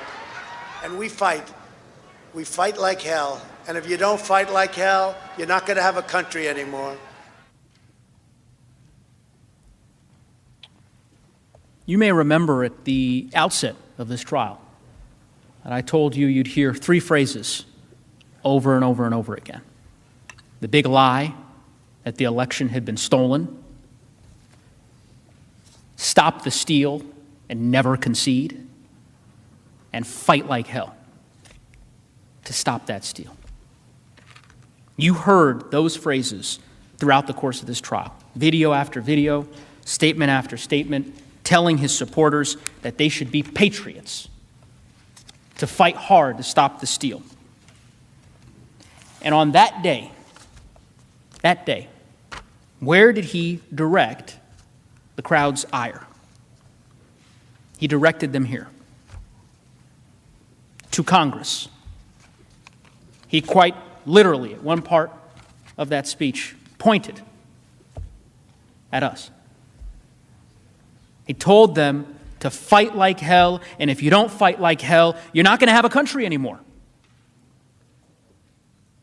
And here's the thing, that wasn't metaphorical. It wasn't rhetorical. He'd already made it perfectly clear that when he said fight, he meant it. And that when followers, in fact, fought, when they engaged in violence, that he'd praise and honor them as patriots. He implied that it was okay to break the law because the election was being stolen. You heard it. You remember the clip that Manager Dean showed you earlier in this trial. He told them, quote is on the screen, when you catch somebody in a fraud, you're allowed to go by very different rules. Remember how all of his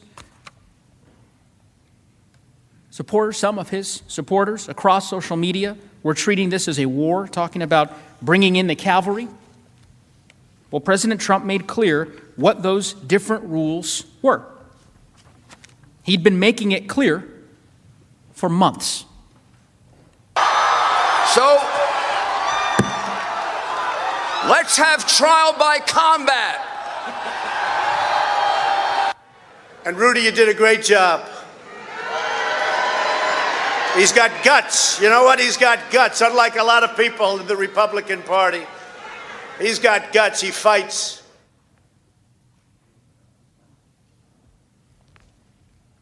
His message was crystal clear.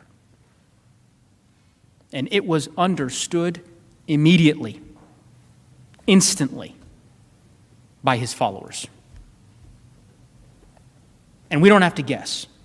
We don't have to guess as to how they reacted. We can look at how people reacted to what he said. You saw them.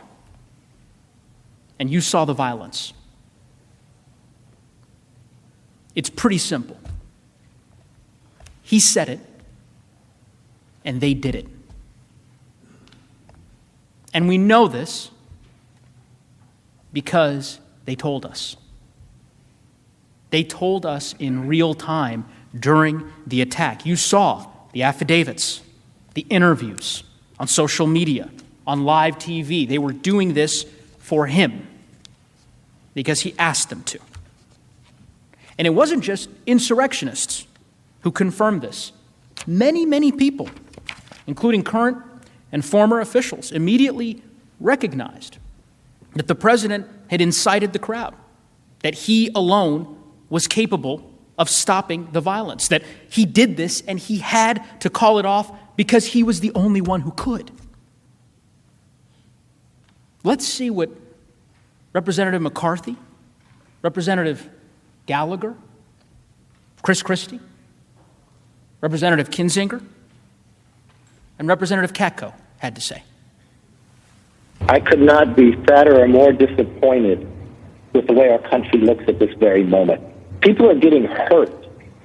Anyone involved in this, if you're hearing me, hear me very loud and clear. This is not the American way. Mr. President, you have got to stop this. You are the only person who can call this off. Call it off. Pretty simple. The president caused this protest to occur. He's the only one who can make it stop. What the president said is not good enough. The president has to come out and tell his supporters to leave the Capitol grounds and to allow the Congress to do their business peacefully. And anything short of that is an abrogation of his responsibility. You know, a guy that knows how to tweet very aggressively on Twitter, you know, puts out one of the weakest statements in one of the saddest days in American history. The president's role in this insurrection is undeniable, both on social media ahead of January 6th and in his speech that day. He deliberately promoted baseless theories, creating a combustible environment of misinformation and division. To allow the President of the United States to incite this attack without consequences is a direct threat to the future of this democracy. Did the President encourage violence? Yes. No doubt that he did. Final question. Did the President act willfully in his actions that encouraged violence? Well, let's look at the facts. He stood before an armed, angry crowd known to be ready for violence at his provocation. And what did he do? He provoked them. He aimed them here, told them to fight like hell. And that's exactly what they did. And his conduct throughout the rest of that terrible day really only confirms that he acted willfully. I mean, that he incited the crowd and then engaged in a dereliction of duty while he continued inflaming the violence. And again, we don't have to guess what he thought because he told us. Remember the video he released at 4:17 p.m.? Lead Manager Raskin showed that to you yesterday. The one where he said, quote, "We had an election that was stolen from us." Remember the tweet that he put out just a couple hours later, 6:01 p.m. on January 6th.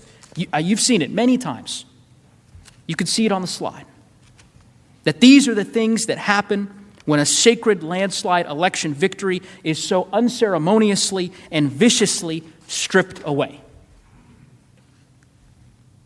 That is what he was focused on. Spreading the big lie and praising the mob that attacked us and our government. You heard Manager Cicilline describe reports. The president was delighted, enthusiastic, confused that others didn't share his excitement as he watched the attack unfold on TV. He cared more about pressing his efforts to overturn the election than he did about saving lives, our lives. Look at what President Trump did that day after the rally. It's important. He did virtually nothing. We've seen, Manager Castro mentioned this, that when President Trump wants to stop something, he does so simply, easily, quickly. But aside from 4 tweets and a short clip during the over 5-hour-long attack, he did nothing. On January 6th, he didn't condemn the attack, he didn't condemn the attackers, didn't say that he would send help to defend us or defend law enforcement. He didn't react to the violence with shock or horror or dismay as we did. He didn't immediately rush to Twitter and demand in the clearest possible terms that the mob disperse, that they stop it, that they retreat. Instead, he issued messages in the afternoon that sided with them. The insurrectionists who had left police officers battered and bloodied. He reacted exactly the way someone would react if they were delighted, and exactly unlike how a person would react if they were angry at how their followers were acting. Again, ask yourself how many lives would have been saved, how much pain and trauma would have been avoided if he had reacted the way that a president of the United States is supposed to act.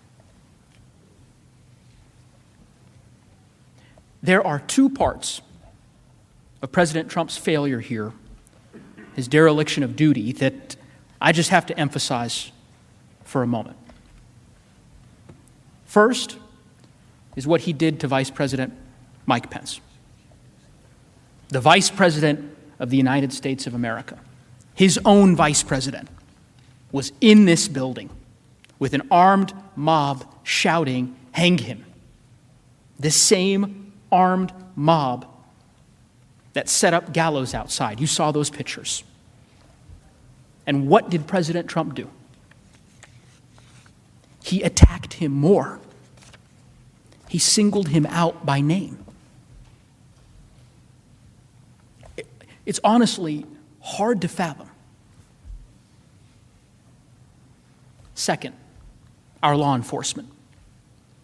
The brave officers who were sacrificing their lives to defend us, who could not evacuate or seek cover because they were protecting us. I'm not going to go through again what my fellow managers showed you yesterday, but let me just say this. Those officers serve us faithfully and dutifully, and they follow their oaths. They deserved a president who upholds his, who would not risk their lives and safety to retain power. A president who would preserve, protect, and defend them. But that's not what he did. When they, the police, still barricaded and being attacked with poles, he said in his video to the people attacking them, "We love you. You're very special." What more could we possibly need to know about President Trump's state of mind? Senators, the evidence is clear. We showed you statements, videos, affidavits that prove President Trump incited an insurrection that he alone had the power to stop. And the fact that he didn't stop it, the fact that he incited a lawless attack and abdicated his duty to defend us from it, the fact that he actually further inflamed the mob, attacking his vice president while assassins were pursuing him in this Capitol, more than requires conviction and disqualification. We humbly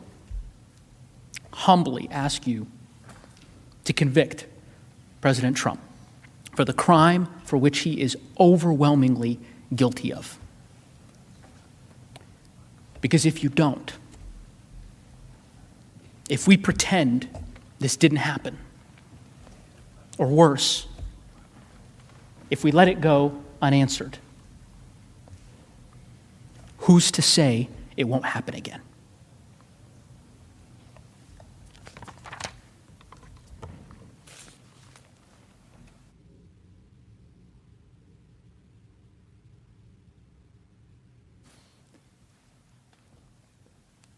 Mr. President, members of the Senate, first of all, thank you for your close attention and seriousness of purpose that you've demonstrated over the last few days. Thank you also for your courtesy to the House managers as we've come over here, strangers in a strange land, to make our case before this distinguished and august body.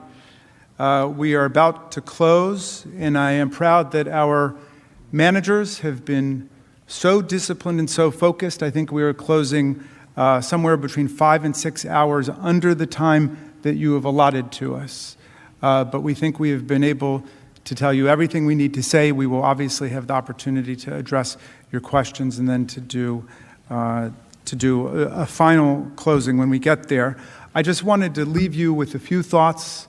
And again, I'm not going to re-traumatize you by going through the evidence.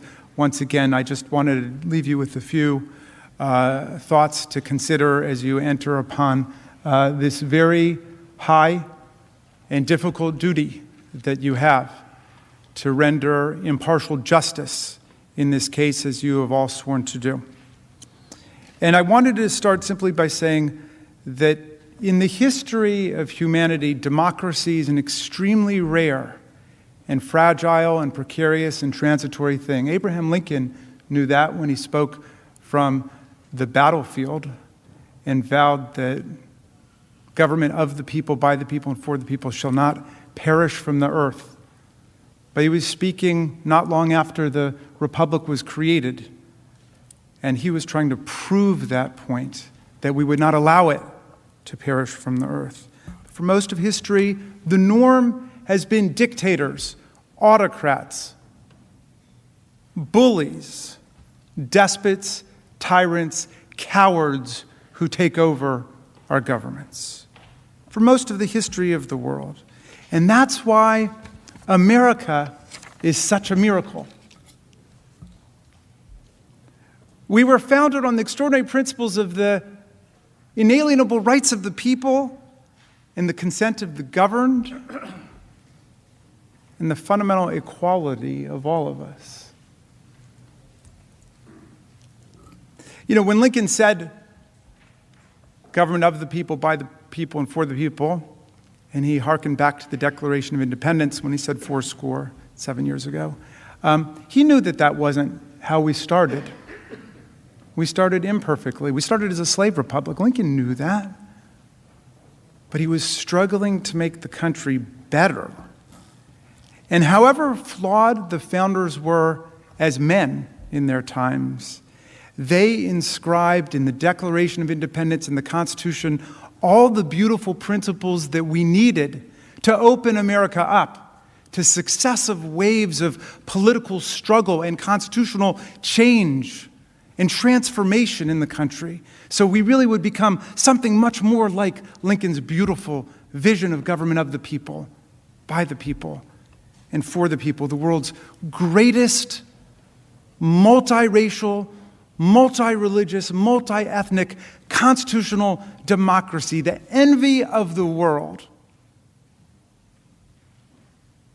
As Tom Paine said, an asylum for humanity where people would come. Think about the preamble. Those first three words, pregnant with such meaning, we the people.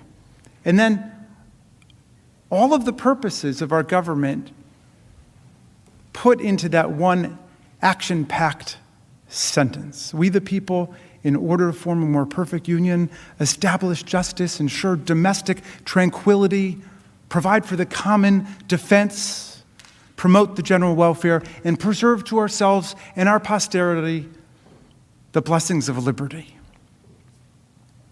And then, right after that first sentence, the mission statement for America in the Constitution, what happens? Article 1. The Congress is created. All legislative powers herein are reserved to the Congress of the United States. You see what just happened? The sovereign power of the people to launch the country and create the Constitution flowed right into Congress. And then you get, in Article 1, Section 8, comprehensive, vast powers that all of you know so well. The power to regulate commerce domestically, internationally. The power to declare war. The power to raise budgets and taxes and to spend money. The power to govern the seat of government. And on and on and on. And then even in Article 1, Section 8, Clause 18, and all other powers necessary and proper to the execution of the foregoing powers. That's all of us. And then you get to Article 2, the President. 4 short paragraphs. And the 4th paragraph is all about what? Impeachment. How you get rid of a president who commits high crimes and misdemeanors. But what's the core job of the president? To take care that the laws are faithfully executed.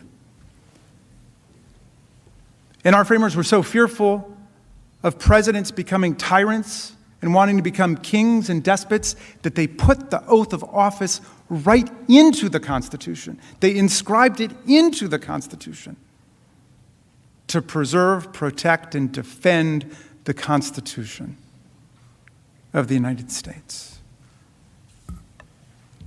We've got the power to impeach the president. The president doesn't have the power to impeach us. Think about that. The popular branch of government has the power to impeach the president. The president does not have the power to impeach us. And as I said before, all of us who aspire and attain to public office are nothing but the servants of the people. And the way the framers would have it is the moment that we no longer acted as servants of the people, but as masters of the people, as violators of the people's rights, that was the time to impeach, remove, convict, disqualify, start all over again. Because the interests of the people are so much greater than the interests of one person. Any one person, even the greatest person in the country. The interests of the people are what count. Now, when we sit down and we close, our distinguished counterparts, the defense counsel, who have waited very patiently, and thank you, will stand up and seek to defend the president's conduct on the facts, which I think they will. It has already been decided by the Senate on Tuesday that the Senate has constitutional jurisdiction over this impeachment case brought to you by the United States House of Representatives. So we've put that jurisdictional constitutional issue to bed. It is over. It's already been voted on. This is a trial on the facts of what happened. An incitement, as we said, is a fact-intensive investigation and judgment that each of you will have to make. We've made our very best effort to set forth every single relevant fact that we know in the most objective and honest light. We trust and we hope that the defense will understand the constitutional gravity and solemnity of this trial by focusing like a laser beam on the facts and not return to the constitutional argument that's already been decided by the Senate. Just as a defense lawyer who loses a motion to dismiss on a constitutional basis in a criminal case must let that go and then focus on the facts which are being presented by the prosecutors in detail, they must let this constitutional jurisdictional argument go. Not just because it's frivolous and wrong, as nearly every expert scholar in America opined, but because it's not relevant to the jury's consideration of the facts of the case. So our friends must work to answer all of the overwhelming, detailed, specific, factual, and documentary evidence we have introduced of the president's clear and overwhelming guilt in inciting violent insurrection against the Union. Now, Donald Trump last week turned down our invitation to come testify about his actions, and therefore we've not been able to ask him any questions directly as of this point.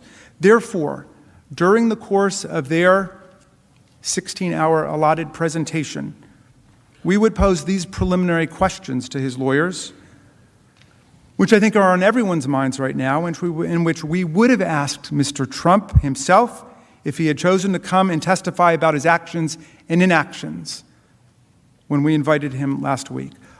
One, why did President Trump not tell his supporters to stop the attack on the Capitol as soon as he learned of it? Why did President Trump do nothing to stop the attack for at least 2 hours after the attack began? As our constitutional commander-in-chief, why did he do nothing to send help to our overwhelmed and besieged law enforcement officers for at least 2 hours on January 16th after the attack began? On January 6th, why did President Trump not at any point that day condemn the violent insurrection and the insurrectionists? And I'll add a legal question that I hope his distinguished counsel will address. If a president did invite a violent insurrection against our government, as of course we allege and think we've proven in this case, but just in general, If a president incited a violent insurrection against our government, would that be a high crime and misdemeanor? Can we all agree at least on that? Senators, I've talked a lot about common sense in this trial because I believe that's all you need to arrive at the right answer here. You know, when Tom Paine wrote Common Sense, the pamphlet that launched the American Revolution, he said that common sense really meant two different things. One, common sense is the understanding that we all have without advanced learning and education. Common sense is the sense accessible to everybody, but common sense is also the sense that we all have in common as a community. Senators, America, we need to exercise our common sense about what happened. Let's not get caught up in a lot of outlandish lawyers' theories here. Exercise your common sense about what just took place in our country. Tom Paine wasn't an American, as you know, but he came over to help us in our great revolutionary struggle against the kings and queens and the tyrants. And in 1776, in the crisis, he wrote these beautiful words. It was a very tough time for the country. People didn't know which way things were going to go. Were we going to win? Against all hope? Because for most of the rest of human history, it had been the kings and the queens and the tyrants and the nobles lording it over the common people. Could political self-government work in America was the question. And Paine wrote this pamphlet called The Crisis, and in it he said these beautiful words. And with your permission, I'm going to update the language a little bit, pursuant to a suggestion of Speaker Pelosi, so as not to offend modern sensibilities. Okay? But he said, these are the times that try men and women's souls. These are the times that try men and women's souls. The summer soldier and the sunshine patriot will shrink at this moment from the service of their cause and their country. But everyone who stands with us now will win the love and the favor and the affection of every man and every woman for all time.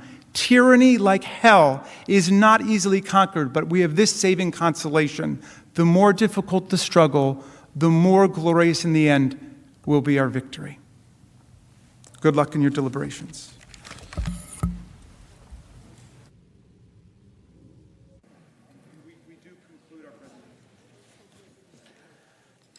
Thank you.